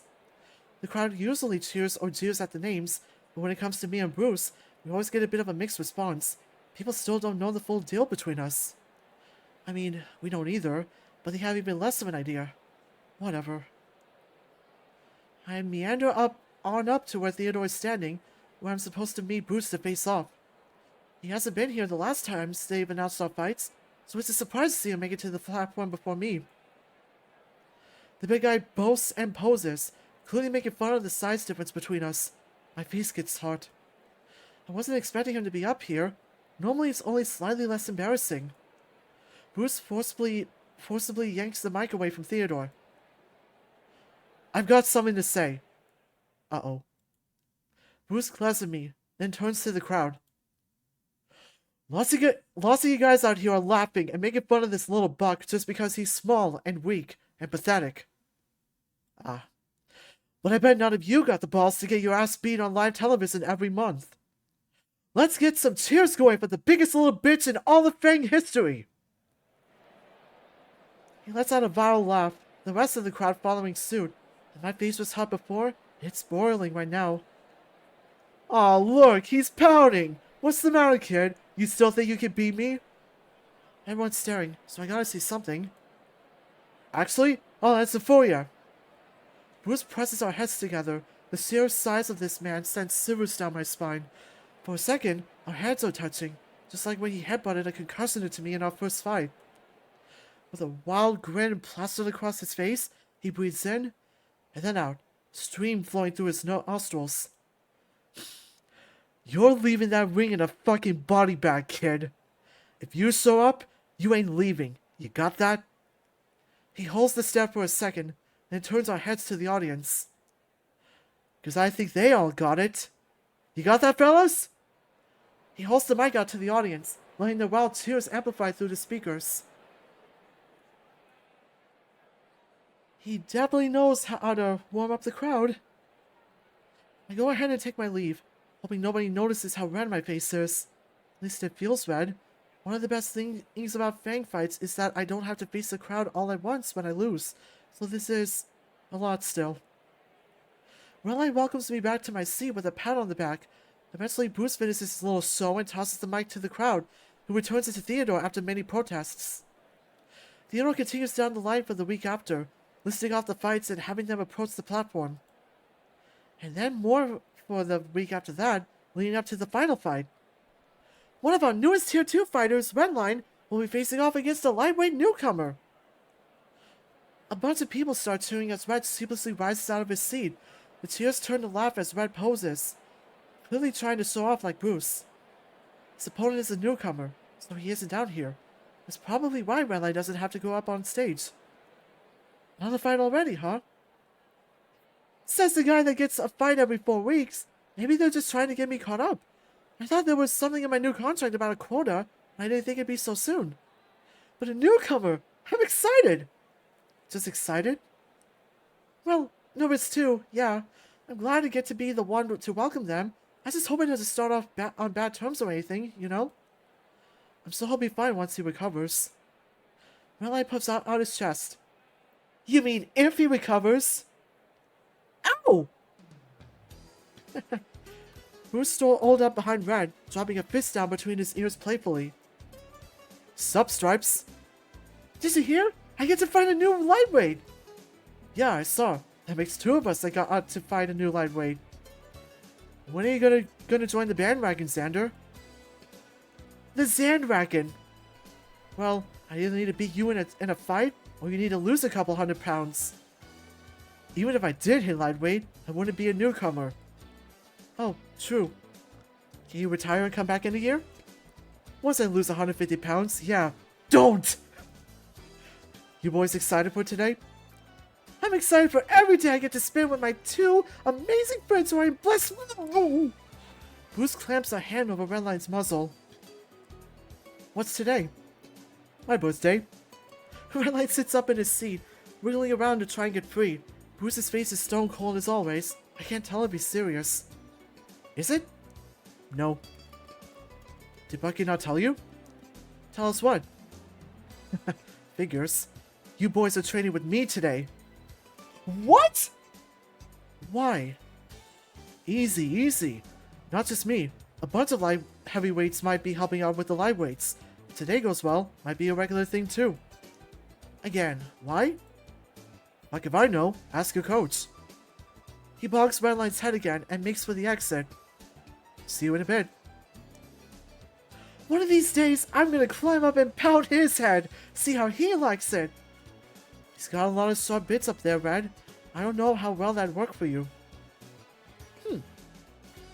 What? Do you think he means training with him? Working out together. What else? Yeah, but why? Ain't it obvious, Zander? He found a way for the 3 of you to hang out more. Anyway, we've been doing alright with just lightweights. Mikey will probably have some fun little reason. It's just gonna backfire on him, because I'll get too strong for the old man to handle. Something doesn't sit right with me. Maybe it's just the food. Maybe the salad dressing went bad. Hey, Wolf Phoenix! Thank you for the first time chat and welcome to the stream. I'll ask him later then. Wait, I thought you had private classes with Bucky. I mean, I can, but why would I pass up an opportunity to beat Bruce in front of everyone else? You really want to get tangled up, don't you? Hey, come on! What kind of deprived hornball do you think I am? A big one. Excuse you, I'm only 5 foot something tall. And I'm interested in seeing what they're gonna help us with. Of course, no other reason. Nope. I'm not inclined to believe him, but he's right. It's a weird move, and hopefully Bruce will shine some light on it. Hey, Rage! Thanks for coming to the stream again. He said what? So it's not true? I relayed Bruce's information to Bucky before class, but his reaction has me thinking. That piece of shit! It was supposed to be a surprise! Huh? So they are gonna train with us! Well, not quite. Just Bruce for today. After putting this little run through the ringer, I thought it'd be a good idea to help you all learn a thing or two about bigger opponents. Is this your work? Oh, no! No, Wolf. This isn't my visual novel. I'm just voice acting it. If you're interested in knowing who did it, then... give me a second.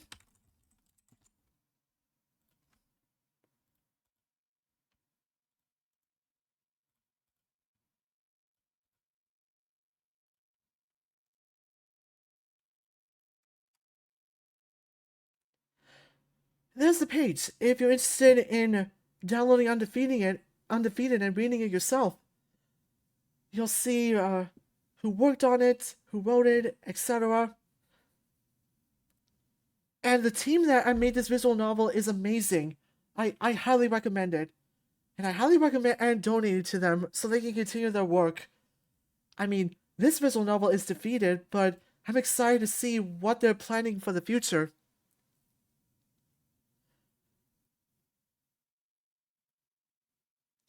Anyway, did I read this already?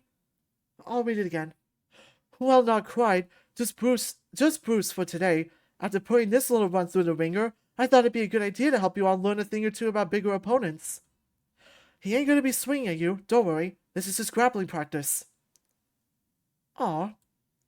Aw? We gotta get you checked for brain damage, Red. They laugh it off as Redline trots inside, but I still have more questions. What's up? So Bruce is just cool with this? Yep, he actually came to me with the idea. That does remind me, I wanted to chat with you. Are you okay with this? I know you two got some issues to work through, and I'm not gonna make you do anything you can't handle, but Bruce seems like he really wants to help, so... It's okay. I mean, it's fine by me. As long as you're sure. And obviously, you'll let me know if he tries anything fucked up, alright? He pats my head. And it's okay to be training me with Bruce? Is that a conflict of interest or something? All good. I ran the training changes by the commissioner, and he approved it right away. Said he was excited to see the results. Excited to see me crush the runs? Glad the old man can still get it up. Bruce comes up behind us, ruffling my hair. Yay, he ruffled our hair. No crushing today, Bruce. No promises. No, I mean it. You all got a fight coming up. I don't want you breaking any limbs. Yeah, I know. I'll take real good care of them. Attaboy. You good to go, Zan? It still feels weird, but I don't have much of a choice. I promise you, everything's gonna be okay. I'll be keeping an eye on Bruce. I know. Yeah, everything will be fine. Okay, I gotta make sure the music isn't too loud here. This particular song likes being really loud for some reason.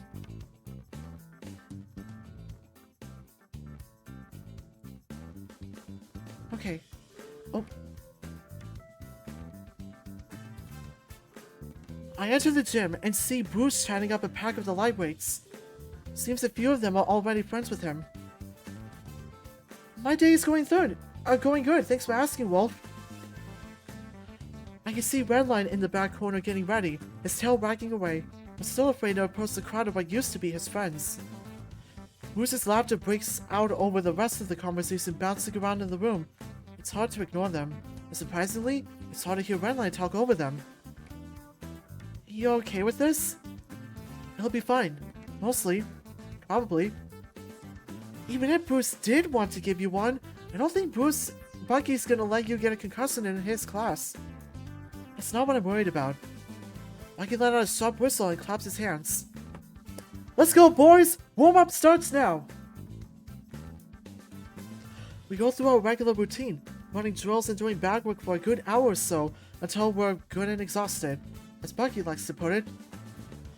He also used useless to describe us once, but felt really bad about it, so that one's probably staying shelved.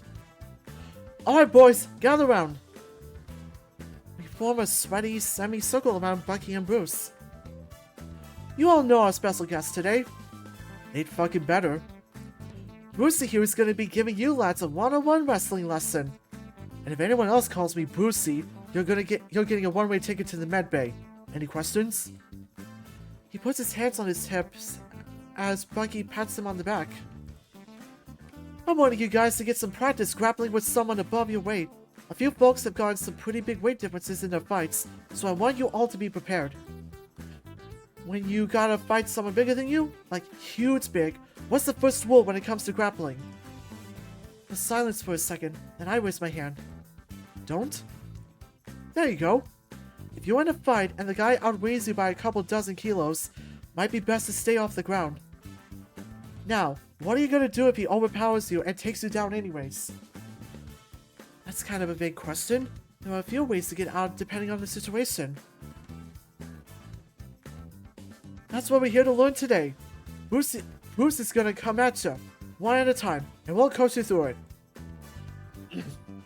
Who's up first? A bunch of people start talking. The Redline steps up to the plate first, almost face planting into the dino's chiseled body. Oh! Brave. Attaboy, Red. You two ready? Redline says nothing, immediately going for a single leg takedown. Bruce doesn't budge. He lets out a loud laugh and steps forward, making sure there's enough space to wrestle. Once there, Bruce grabs underneath Red's arms, making it easy to situate his leg to the outside of Redline's. Bruce's foot plants itself behind Red's, and with hardly any effort, the two drop to the mat with Bruce on top. Oof! Pause! Bruce freezes in place on top of Redline, his hands pressing the hyena's wrists against his fuzzy belly as Redline thrashes underneath 300 pounds of muscle. After a second, he too calms down.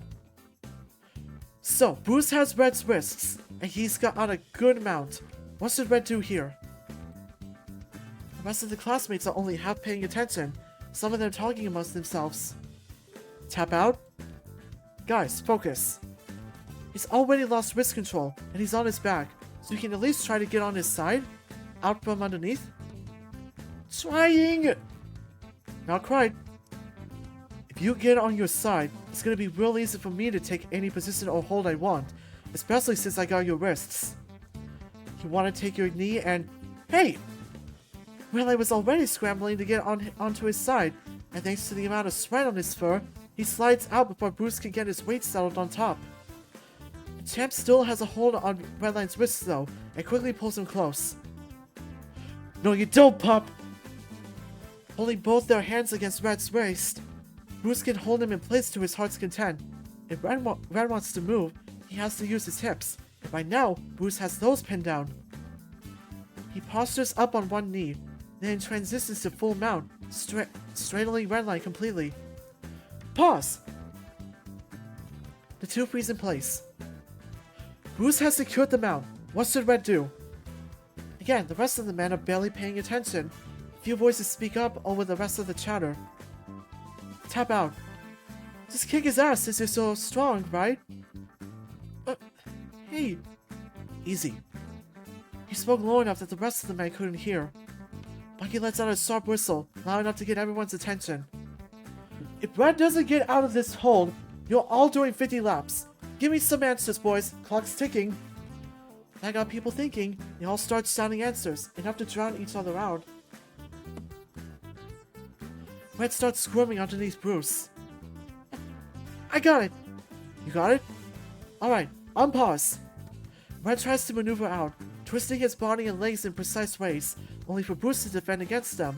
After a bit of grappling, they're in the same position, with Redline face down on the mat. Pause! The rest of the men are doing and shouting commands, all mixed in too thoroughly for anyone to properly understand. Bruce is now sitting upright, fully on Red's back. His hands on his hips as he looked disapprovingly at the rest of the men. Anyone of you gonna actually help, or you just yelling shit? Looks like the right position for Red, honestly. Yeah, maybe Bruce will let you fuck him. That caused a reaction from everyone in the room. Bruce tensed up. Redline froze. The other fighters laughed. Bucky set out another sharp whistle. Anyone that left gets 50 laps after class. After they finished training with me. His glare was enough to pierce the men, with most of their fun sputtering to an uncomfortable stop. I took his back. What are his options? They're all quiet. This is the worst case scenario down here. I could swing in his face. I could choke him out. I could go for an armbar. No rounds to save him. What can he do? Can he buck you off? One option. Or slide out from underneath. If he can lift 300 pounds, that's another option. Any way you look at it, he's probably going to get hit, even trying to get out. He rolls over, and I'll flatten his muzzle. Obviously, I'm not going to hit him right now, but this is the real danger he's in. And this is the real danger that every single person in this room could be in. He speaks slowly, loudly, deliberately, not to Redline, but to the rest of the fighters. When you get a fight, you don't know what's going to happen, and if you don't prepare for the worst, you could end up in a really bad spot. Quit fucking around and figure something out fast. You aren't always going to be fighting someone your size, not even down here. Red. He sighs and lifts his head. Yeah. I took you back. Yeah. You've bucked me off before. Why don't you show them how that looks with a bigger guy? Sure. With much less enthusiasm than before, the smaller man starts thrashing from side to side.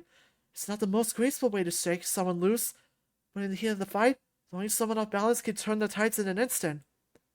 Red totals up, sliding a knee up closer to his head. Normally that would require him to lift Bruce with his hips, but the big guy shifted into a position that makes it a little easier. After a bit of bucking, Bruce falls off, with Redline postured up on all fours. Both fighters pause without Bucky needing to tell them. And then from here, Redline can take control of the fight, fighting from the top's tougher with a bigger opponent though, so he'll... Actually, I just wanted to work on defense with these guys here, today. Bucky and Redline both stop, looking a bit lost. Oh, sure. Bruce stands up, helping Redline to his feet. Good work, Red. Redline doesn't say anything, simply moving to the back of the crowd without making eye contact. You. He singles out the person that made the joke about Redline. Let's go. The other lightweight tries to laugh it off, but Bruce goes in for the kill almost instantly. His holds and slams are much more aggressive than he was with Redline, even compared to them wrestling on the beach last night. Yeah, they deserve it. Red. He looks up at me, ears folded down. You okay? Yeah. Looks like Bruce is really giving it to him. Yeah. Red lets out a sigh. I thought this was gonna be fun. It's okay, dude. I don't know what else I can do to cheer him up, aside from draping my arm across his shoulders and hugging him against my side. After a beat, Redline leans his head against mine. We watch Bruce test the other fighters' abilities together. Well, test is the wrong word. He works through a series of holds with each guy, clearly going just far enough to scare them, all while Bucky coaches them through it. Every man in the gym gets his turn, all except for... You're up, Zan! Bruce glares up at him. His chest is glistening, absolutely drenched in sweat, though I'm not sure if that's his sweat or everyone else's. You been paying attention? Sure have. Consider this a test of what's coming up this weekend then. Of course, I'll be a lot less sweaty then. Bruce rises to his feet. That full towering height of almost 2 feet over me. I have to crane my neck up to make eye contact. Unless you think you can work me this hard. The rest of our classmates are barely paying attention at this point, but Bruce is still trying to keep up appearances. Until Bucky claps his hands and announces loudly, Laps! Starting now! Let's move, boys! The willing men all rise up to their feet and start trudging to the door. Bucky's aggressive hand clapping makes them trudge a lot faster. I'll be keeping count! Get moving! Whoa, wait, Red, come here. You don't have to run it. Redline was about to leave with the group, trying to brush past Bucky unnoticed. I've tried that before, so I know how ineffective it is. I know. I was gonna shower. Oh, you sure you didn't want to stick around? Just gonna be us. It's fine. Thanks. Hey, bud. Let's talk real quick. Bucky and Redline step out of the gym, closing the door and leaving me alone with Bruce. He sighs, and I can see his frame relax. You okay? No, I almost tore some fuck's head off. I might actually make some of these classes bearable. Think you can do that? You want to find out? His chest postures out, hot breath huffing down from his snout. We got all the space we need. Whenever you're ready. Bruce takes his position, ready to wrestle. I have no choice but to mirror him, and the two of us slowly start to circle each other. Whenever I'm ready. When am I supposed to be ready? We've already wrestled a few times before, and nothing seems to work. But this is just training. I don't need to win. I just need to think. I need to figure out what my options are.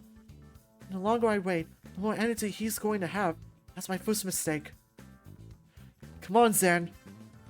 He almost growls the words, breathless, excited. My heart skips a beat, and I snap back to the moment. I could go for his wrists, but there's a chance he could get a hold of mine. Once that happens, I'm fucked. If I shoot for a leg, he's just going to catch me. I do not want to put myself under him. He's tried. I have to take advantage of that. He's going to be slower, and that sweat has left him slick. Maybe I can fake him out and take him to the ground. My hand reaches out, feigning interest in Bruce's arms. Naturally, he tries to deflect and grab my own, but I pull away before he can get a hold. Another hand reaches to go for his other wrist, and while he's busy deflecting that, my first hand reaches forward again. These are all just feints, attempts to make Bruce react. I can try to catch him off guard. The faster I move, the more effort he has to put in. Reach in, grab his wrist, pull away before he can grab mine. Reach in, step to the side, make him think I'm going for a takedown, just to take it back and move to the other side. His breathing has been heavy since we started circling, so I had to move fast. Faster than him, at least. He's giving me a chance. Finally, one of his arms reached too far forward, giving me space to slip under and get in close without any resistance. My arms reach up around his neck, locking him placed behind him. The champ gives a growl, realizing too late that I'm close enough now. Carrying my momentum, I slip a foot behind his ankle and sweep it out. If Bruce were wiped out like he is now, it might not have worked. But after wrestling for over an hour straight, anyone is bound to make mistakes. He wobbles for a second, but with an extra shove, he topples to the ground. Heavy bags around the room shudder as Bruce lands on the mat with a heavy thud. I scramble to take advantage before he can react, landing on top of him and crawling to mount his waist. Attaboy, Zan! Now, how are you gonna handle this? His thick arm reaches for my neck, clamping down around it as he pulls my face into his chest. The other scaled arm folds over it, creating a nearly unbreakable lock. There's no force choking me out, just holding me in place. Easy. Watch your breathing. He flexes his arms and I almost feel a choke start. Because in a real fight, you won't be breathing much. I can just hear the cocky grin on his lips. Focus, Zander. My hand finds purchase on his abs. If this were a fight, I could strike here to try and loosen his grip, but not right now. I want to slide my hand under your lock and try to separate it. Good. If I do that, you can get a hold of my arms. Arms too. Also good. For me. You can swing from my body. You can weasel out of my hold if I'm slippery enough. You are right now, yeah. That doesn't mean shit. Hey! Best to take advantage while he's talking. I press my hand against his pecs and pull out. Luckily, the sweat was enough to lubricate me free of the hold. Before he could get another hold, I scramble up onto his abs and posture up. Good God. It's hard to focus when he looks like this. Good. I'll give you that one. Alright, wise guy. What's the plan from up here? He folds his hands behind his back, showing off his chiseled body. I take a second to breathe. I mean, my fist presses gently against his chin, signifying I'd be able to strike in a real fight. I just knock you out, right? Sure, if you can. Got a diamond jaw, though. I roll my eyes. Yeah, I know. I've seen your early fights. It's a good look for you. What, you like my old gear? No, I like you getting beat the fuck up. Bruce lets out a deep laugh, sucking in heavy breaths as he wipes the sweat from his forehead. Sorry to say it ain't gonna be that easy, but if you're nice, I'll let you get a few swings in before I win. You're gonna win, even when I got full mount? And I'm hammering away at your face? Done it before, and he was a lot bigger than you. But he was also probably concussed. Who says you won't be? You did. Oh shit, I did? Yes, you told me you weren't going to try to knock me out. Oh! In a flash, Bruce moves, faster than I could have expected to. In an instant, I'm face down on the mat, with Bruce's full weight smothering me. With a heavy grunt, a thick arm slides in under my chin, ignoring any resistance I give. The arm bends at the elbow, and his other hand locks the hold in place. His breath creeps down my neck, forcing a shiver down my spine as the heat plays against my nape. Then how about this? This okay? He speaks quiet, almost whispering. It's not a growl, but I can tell he's not treating me gently. Fine. Kinda hard to speak when I get blindsided like that. Where did he get all that energy? Before I can think, he rolls over. Bruce lays on his back, with me on top. My backside pressed against his body. With a bit of adjusting, we're both sitting up. His snout still presses at my neck. How about this, Dan?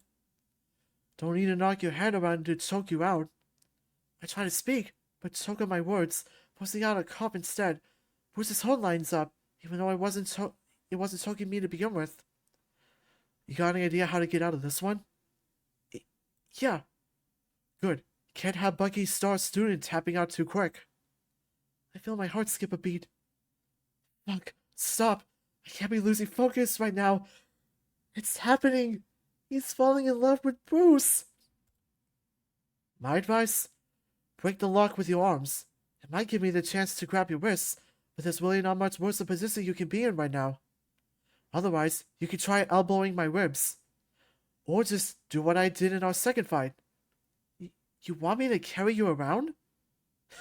Sounds kinda dumb now that I said it out loud. But go ahead and take your time. I got all day. I slowly try to reach through and break the hold. Bruce's voice is tender and kind, but still has that deep growl behind it all. And his body is really warm, especially after all this training. I could probably fall asleep. Bruce keeps the coaching going. It feels like it's just the two of us here, on the mat, in this room, this whole floor, the whole facility. All that matters to me is learning how to break out of this hold. His arms are steel beams, suspended with just enough force to keep me pressed against his frame. Brute force, no matter how much I apply, can't break through these. Not when we're like this, and probably not during the actual fight. I need to take advantage of his joints, how they bend, find the weak points, and exploit them until I can make my escape. I'm too fucking tired right now. This might be easier doing the real thing. You got that? Huh? Oh, yeah. He grumbles for a second. Well, let me know if this is too much. We can take a break. Did I say you could take a break? If I had any energy left, I would have jumped. Luckily, Bruce's hold remains firm, and I wouldn't have gone anywhere. He cranes his neck back to see Bucky. Come on, Coach. I've been smearing this guy across the mat for an hour or something. Don't you have some kind of pep talk for him? Redline got a nice long one. Oh, please. It was 10 minutes max. That's about the length of all the fights combined. I guess that's true. All 3 fights haven't lasted very long.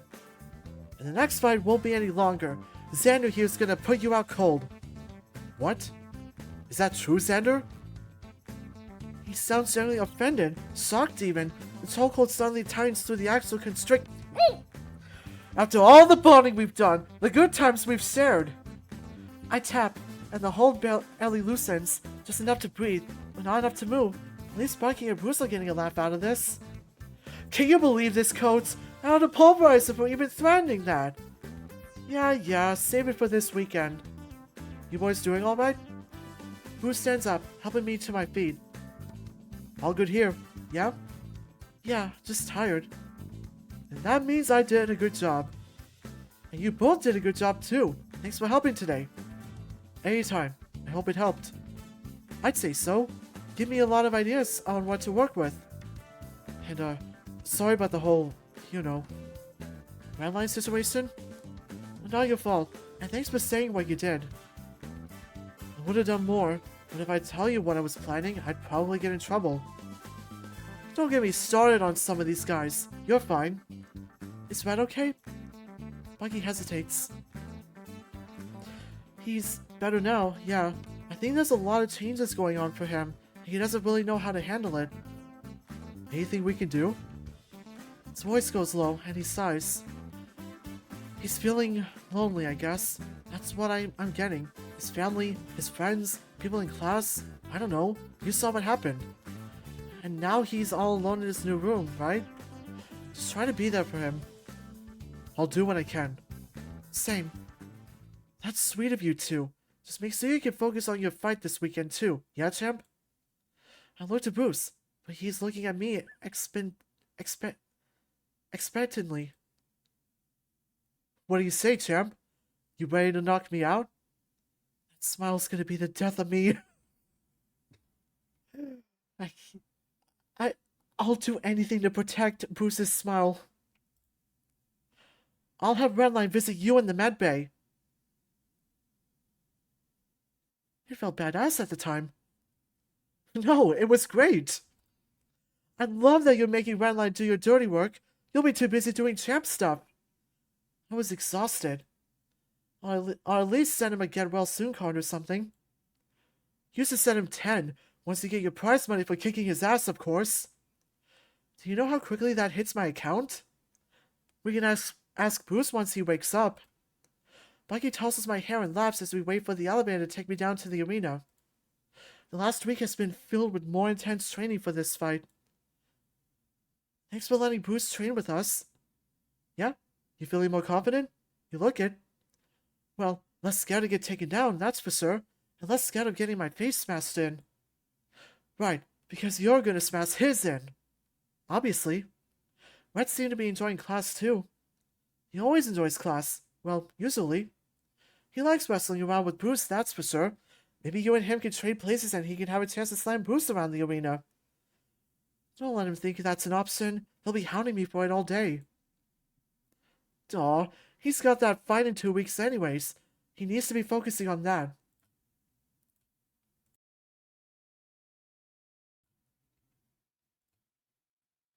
The elevator dings, and the door opens. All set? Need me to come down with you? I don't think you're allowed to. Play by the rules. That's the Zander I know. Give him hell for me, alright? I'll do my best. Thanks, Bucky. See you soon. The floor in the elevator is always more chilly than the floor in the hallway. Even the arena's floor is a little less jarring. Well, I don't have to be barefoot forever. It's a short trip down, shorter than normal. I feel less nervous than normal, too. Almost excited?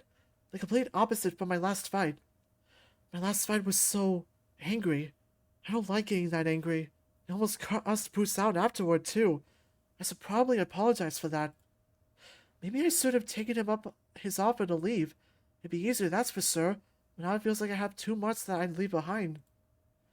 Bucky, Drayden, Bruce, Redline.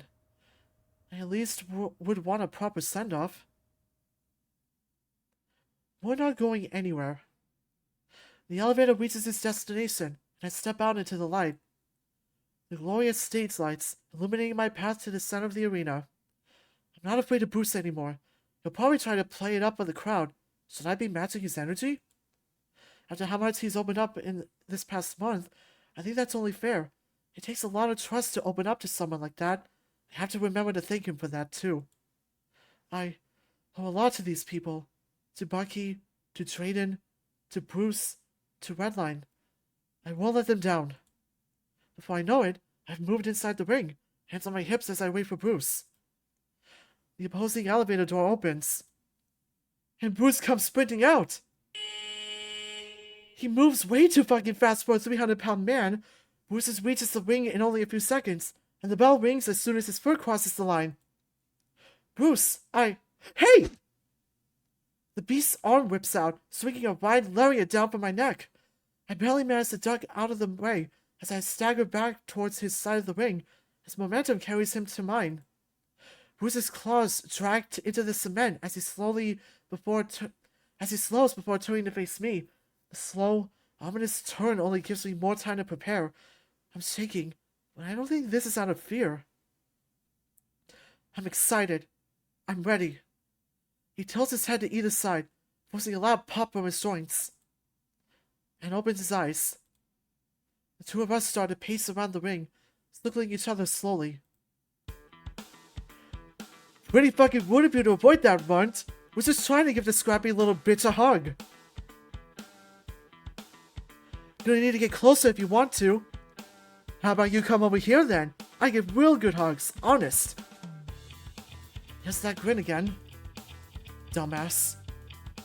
Come on, Zan. I don't bite. Your teeth says otherwise. Bruce starts to move in close. My back foot is already against the ring, so I have to circle around him if I want to get out. Just one more hug and it'll all be over. Quick. Painless. He waits a beat before diving in, aiming blows for my head. They're slower, more predictable, just barely, but enough for me to notice. These aren't the punches I've had to dodge for the last few fights. And with his body up close, it's hard to miss any shots. I fire away, keeping my guard tucked in close. A jab, then a straight, and a hook as I pivot and turn away from the edges of the ring. Bruce is quick to follow, turning on his toes with a hook of his own to my head. I get in close to land a few more shots to the body, and then I slip into a clinch. Or the closest thing I can get to a clinch, given our height difference. Bruce easily shoves me off, aiming a parting shot to the chin. It glances off, grazing against my jawbone. But he's still holding back. I can feel it as he pulls the hand away.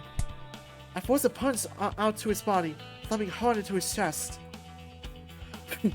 Come here, you little shit! He clutches onto my wrist before I can pull back. Can't get away. I can't get away, but I can still fight back. He tries to pull me into him, but I stand my ground, using whatever strength I can manage to yank my arm back. Bruce leans forward just enough, and with that split second of advantage, I swing. My fist rockets across Bruce's jaw, forcing the man to lose his balance for a step. I put my entire weight into that punch. By the look on his face, he felt every ounce. Hopefully the whole fucking facility felt it. Bruce has let go of my wrist, immediately guarding up to protect his face. I can't lose this advantage. It's all I have. Another two-piece combo to his body, with a hook glancing off his ribs. His guard flinches for just a moment, leaving barely enough of an opening. I lunge for one of his hands, trying to cover up, using it to keep my balance as my free hand crashes dangerously into the bottom of his jaw. The bigger man puts out one hand to shove me away and backs away at the same time. With some breathing room between us, he lowers his guard, and I can see a trail of blood dribbling down his lower lip. Little fucker, I knew you were holding out on me. He steps closer, guard still ready. Come on, give me some more. You want to stand and bang, bud? I don't think you want that. I think you should man the fuck up. He drops his guard, stepping close and gesturing to his chest. 1 for 1. Let's go, bud. So I hit him, and he hits me back. Not about to risk taking turns training punches for Bruce. Come on, Bruce. If he's staying wide open, might as well use this, right? With only a second of hesitation, I swing a punch to his side, forcing a wheeze through his teeth. Bruce swings the same for me, but I step back, then leap right back in for a straight to his solar plexus. Shit! Bruce aims straight to my body as well, and with a step to the side, it hits the air. I know he's still holding back, but there's something cathartic about making him nervous. With that split second of open guard, I turn on my foot and plow an overhand into the center of Bruce's face.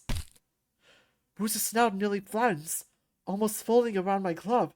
For an instant, my fist hangs there, planting itself firmly in Bruce's face, leaving its mark where it belongs.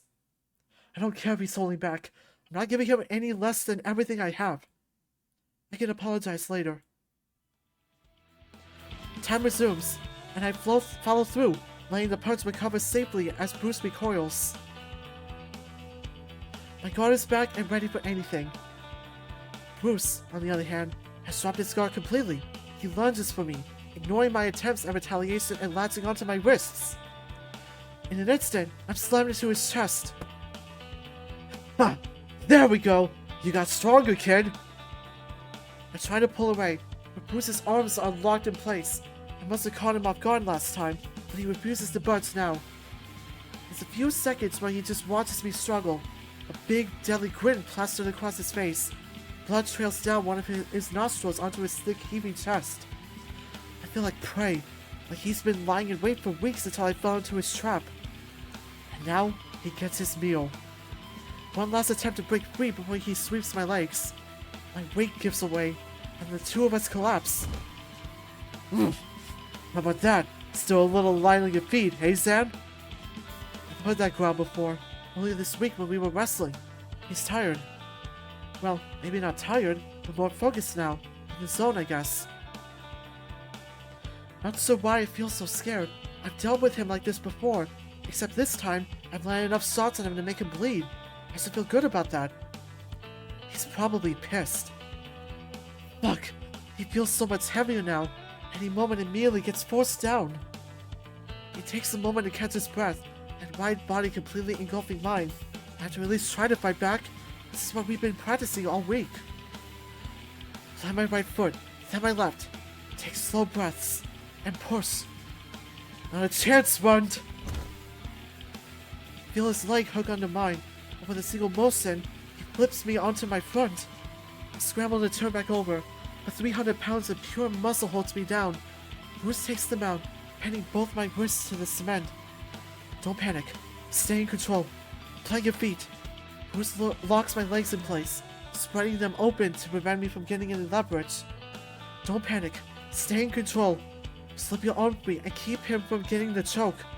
Bruce slams down, splaying me out completely as his hands get a death grip on my wrists. Don't panic. Stay in control. Just... Fuck. I can feel his snout peer over my head, just close enough to feel his breath in my ear. You remember this? Yeah. Yeah? You remember how to get out? It's coming back to me. Bruce speaks under his breath, still growling, still panting, still ravenous. Let's speed up the process, yeah? It's too hot to breathe, but I need to focus on getting out before... Fuck!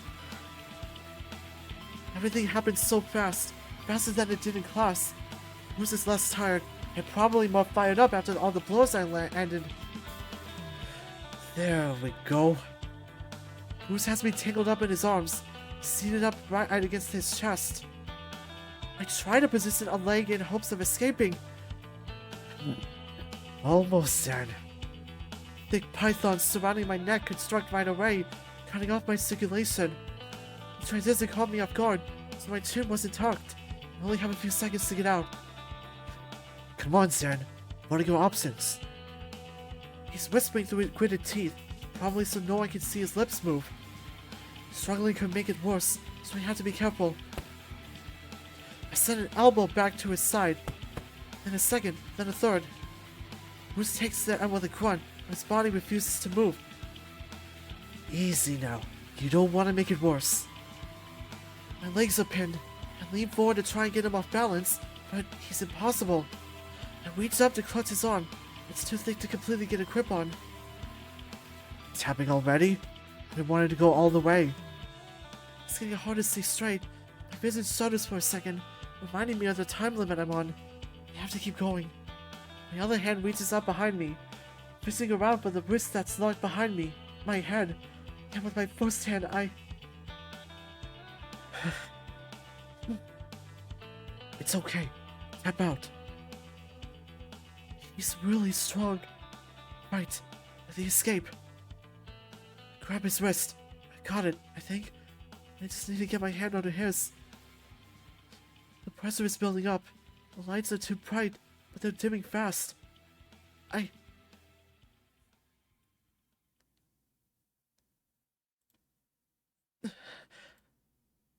Feels like my head is gonna pop. My neck hurts. I rub my neck and... Where's Bruce's arm? He was just here. I still had to get out of the hold. One hand on his wrist. The other gets under... Huh. Right. I must have run out of time. Rise and shine, Sleeping Beauty. I try to find the source of the voice. Fuck, my head is pounding. Bruce is behind me? I'm laying on his chest, I think. It's much nicer than the concrete. Looks like Zander got a nap on Bruce's body after all. I went out? Like a light. How long was I? About 5 seconds. You all good now? The room was spinning when I opened my eyes, and after a few seconds here, everything's back to normal, save for my headache. I think so. I kinda want to fall asleep. I wonder if Drayden has aspirin. Damn shame you had to drop so quick. The fun was just getting started. Yeah, sorry. I roll off him, landing on all fours against the concrete. You look good with a broken snout. Bruce sits up, getting back to his standing position in a matter of seconds. Bet you would too. Without warning, I'm lifted up, Bruce's massive hand gripping the backside of my neck.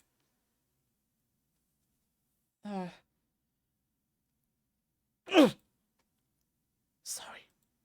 He whispers that last word before releasing the grip, dropping me onto my feet. After a stumble or two, I'm almost back to standing. I actually pinched the back of my neck to try to make that grunt as accurate as possible. Bruce is already walking towards his elevator door, holding a fist in the air. I imagine the crowd is going wild, probably. Both our doors start to open. Bruce gets in his and turns around to face the arena. And immediately scowls. Did I do something? What made him so angry? I take a step back, then turn to my elevator door. The commissioner is standing inside it, glaring at Bruce. His eyes shift to me, and he steps to the side, making way for me to enter. I don't dare make any motion to Bruce or the cameras. I imagine the broadcast is already cut away, so it's likely that no one but us is seeing the commissioner now. Still, I take a shaky step inside and turn around to face the arena, to face Bruce. He looks mad. The doors close. It's just me and the commissioner. Alex. Zander. I don't look at him. I think it's time you and I had a talk about your performance. My performance? I wait for him to talk, but he only glares at me. The commissioner is standing between me and the keypad, so I can't start the elevator. It looks like I'm stuck here. Is there anything you'd like to say? Hold on.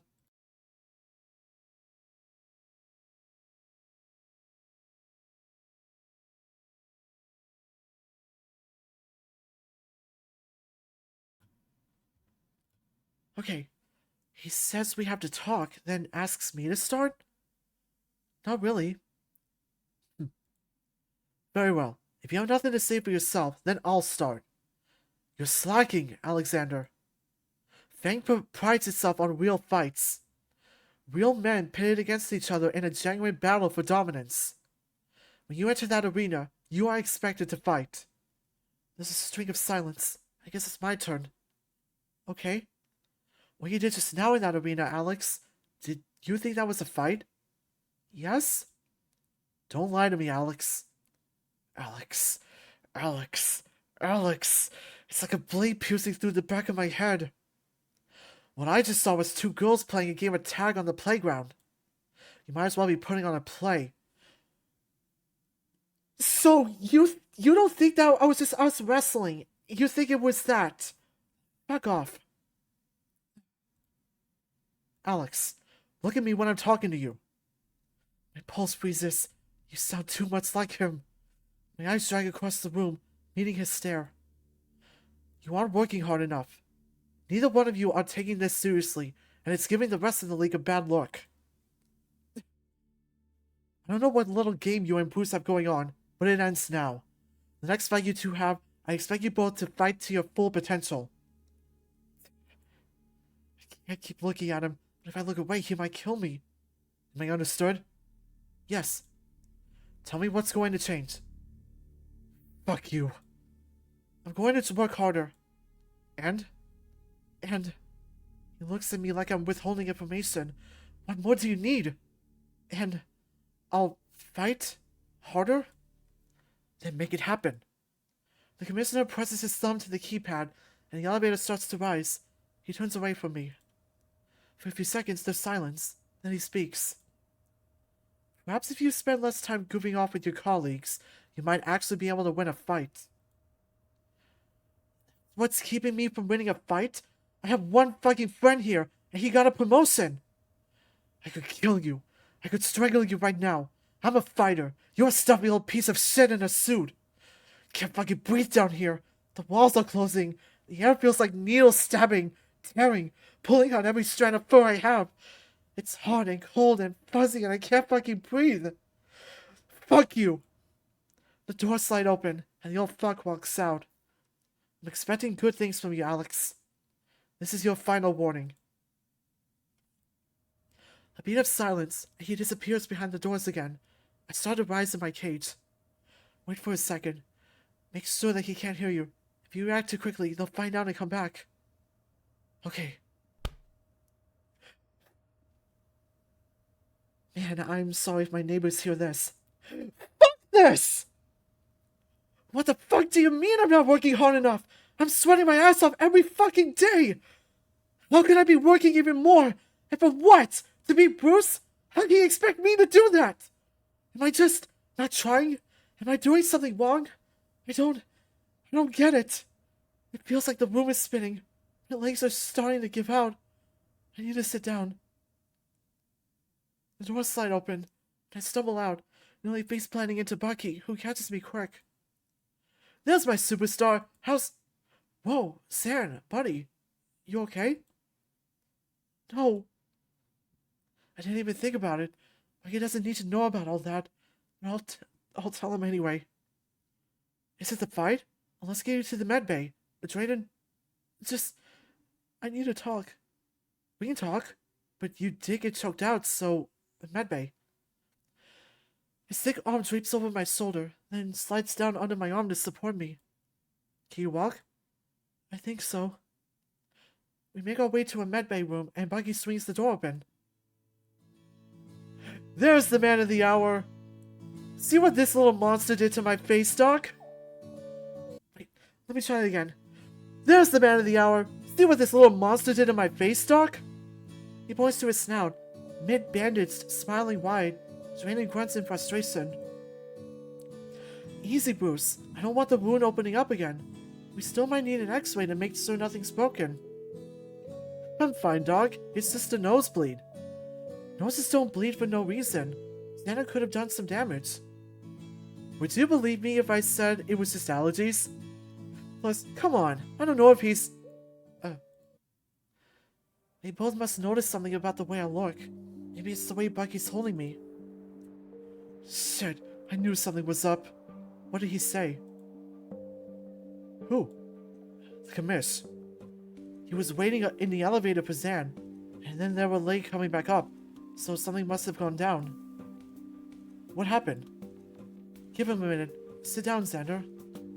I feel numb. The talk, or rather, the lecture from the commissioner left me feeling vacant, angry, and hollow. He wanted to talk about my performance. Yeah, you're training like a champ. What more is there to say? He said I wasn't working hard enough. What? The fuck does he know? He doesn't know what you've been doing in those classes. He doesn't even read the damn reports we send. I don't know. I guess it's not enough. He said that he doesn't want us goofing off in the arena again. What the fuck does that mean? It means you can't go easy on me anymore. That can't. His fists are clenched, muscles tensed and shaking. I can feel my heart beating into me too. How about we all just take a moment? Yeah, let's not get too far away from our objective here. What the fuck is he supposed to do then? Bruce turns sharp to look at Bucky. Just expect him to put me out? I'm not exactly an easy fight coach. Easy. And even if I win easy on him, how now the old man say he's gonna get sacked anyways? What the fuck is our objective here? Our objective here. I flinch when he yells. Bruce takes notice and steps back, turning away. All I'm trying to say is... Fuck, I don't know. Everyone's cried for a second. I'm sorry. Come on, Zander. You know this is nothing you need to apologize for. I mean, obviously I'm not working hard enough. Bullshit. Yeah, I don't even think you believe that yourself. I mean, of course I don't. I'm so fucking tired. I close my eyes, and for a second they refuse to open. Tears well up at the edges, and I let out a shaky breath. I don't know what I'm doing wrong. I did what he told me to do, and now I'm still in trouble. Zander, I don't know what he wants me to do. He wants me to beat Bruce. But I can't! I'm full on sobbing at this point. I don't care anymore. I've reached my breaking point. I can't do it! Stan, look at him! Look at me! I guess I'm pretty loud now. Bruce is standing over me, all three of them surrounding the bed. I'm supposed to beat him? Or just... Bucky pulls me into his chest and I cry. I'm so sick of this. He wants me to beat Bruce. Beat him for real. That's not possible. That will never be possible. And if he doesn't want that, then he wants Bruce to beat me. Genuinely. I hate that he has to think it over. Or maybe he's not even thinking about it. We'll make it work. What? You take a few hits and then break my jaw? We can't fake this shit anymore. It'll work. How are we supposed to make it seem real? Just let me fucking think for a second. Bruce slams his fist into a wall on that word. Both Bucky and Drayden turns to him. He stands there in his shame, peeling dry wall off his trembling hand before storming out of the office. Excuse me.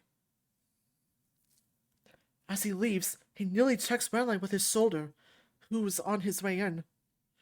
Yikes! What's up? Everything okay? I wipe my eyes and sniffle. Deep breaths. Drayden's patting my back.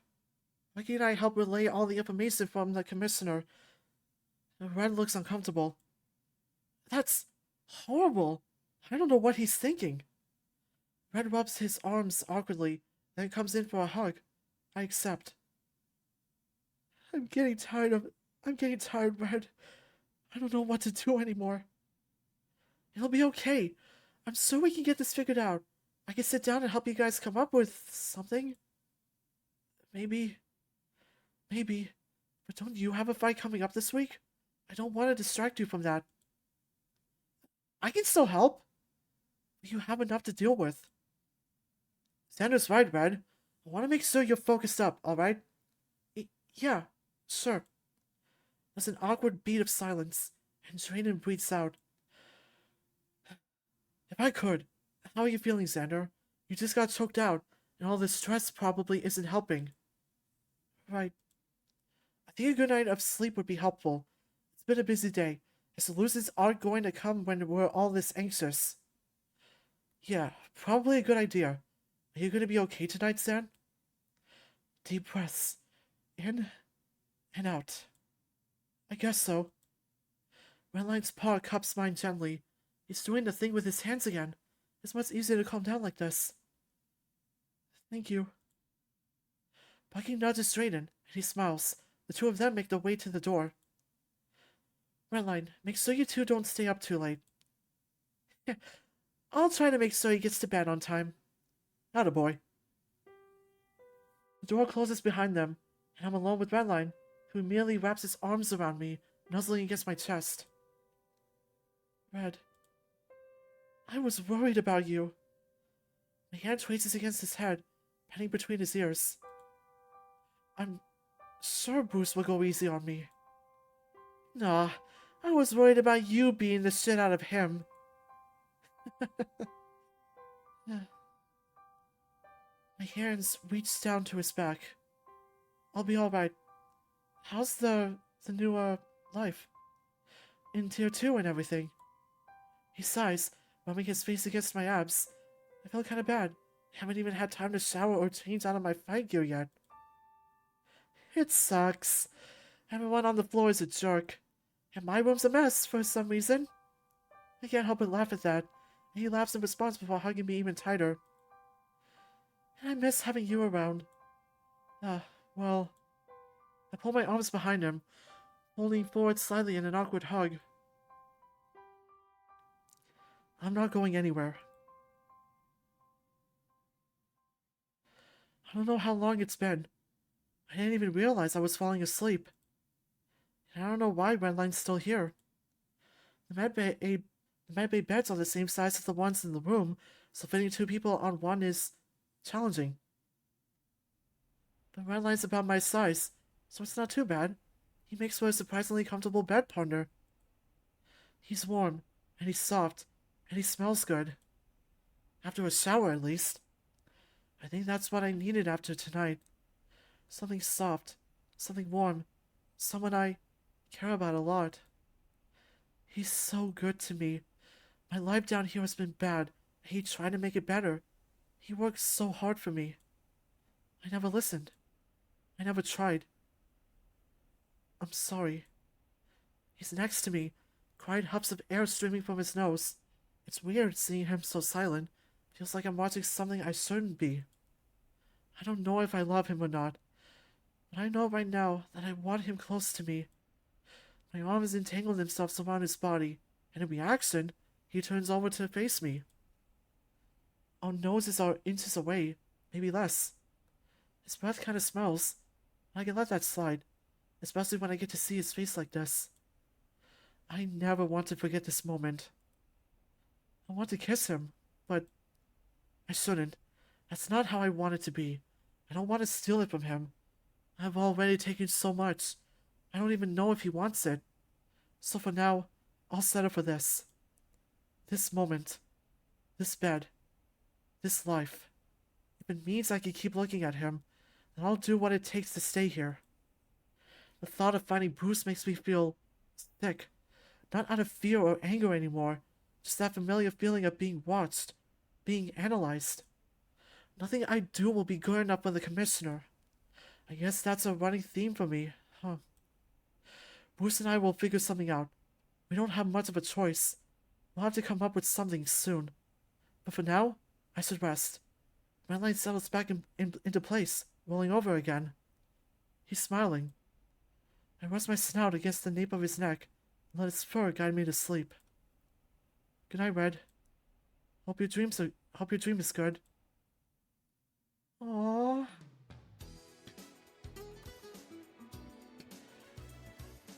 Well,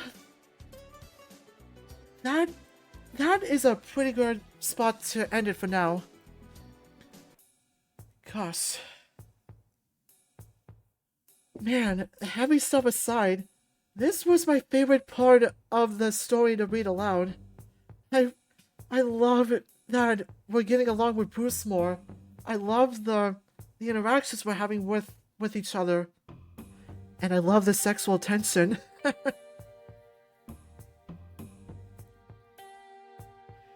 And yeah, that was fun. I hope you all enjoyed. And maybe from here on out, I should put a volume warning since a lot of yelling is involved. And hopefully my mic is still working good after that. Like, I'm worried about my voice cutting out too often and getting worse the more I yell into the mic. But I have some money saved up for a new mic, so I could order a new one next week. I might do that. For now, though, that'll be it. I really appreciated the views, everyone. If you enjoyed, follow the channel and turn on notifications so you don't miss future streams. The support is much appreciated. Now, with that being said, I'm gonna look for someone to raid. Give me a bit.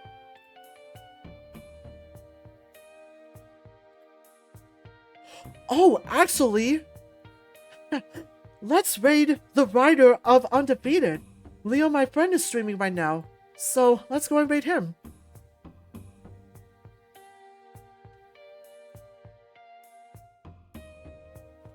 All set. Thanks again for watching, everyone. I might take a day off from streaming tomorrow so I can rest my voice. And also because my friend is coming back from a trip, and we might do some collaborative writing again. Yeah, that's why I've been having more time to stream. But I might go back to streaming Tuesday? Or we'll see. Anyway, thanks again for watching, and I'll see you next time. Bye!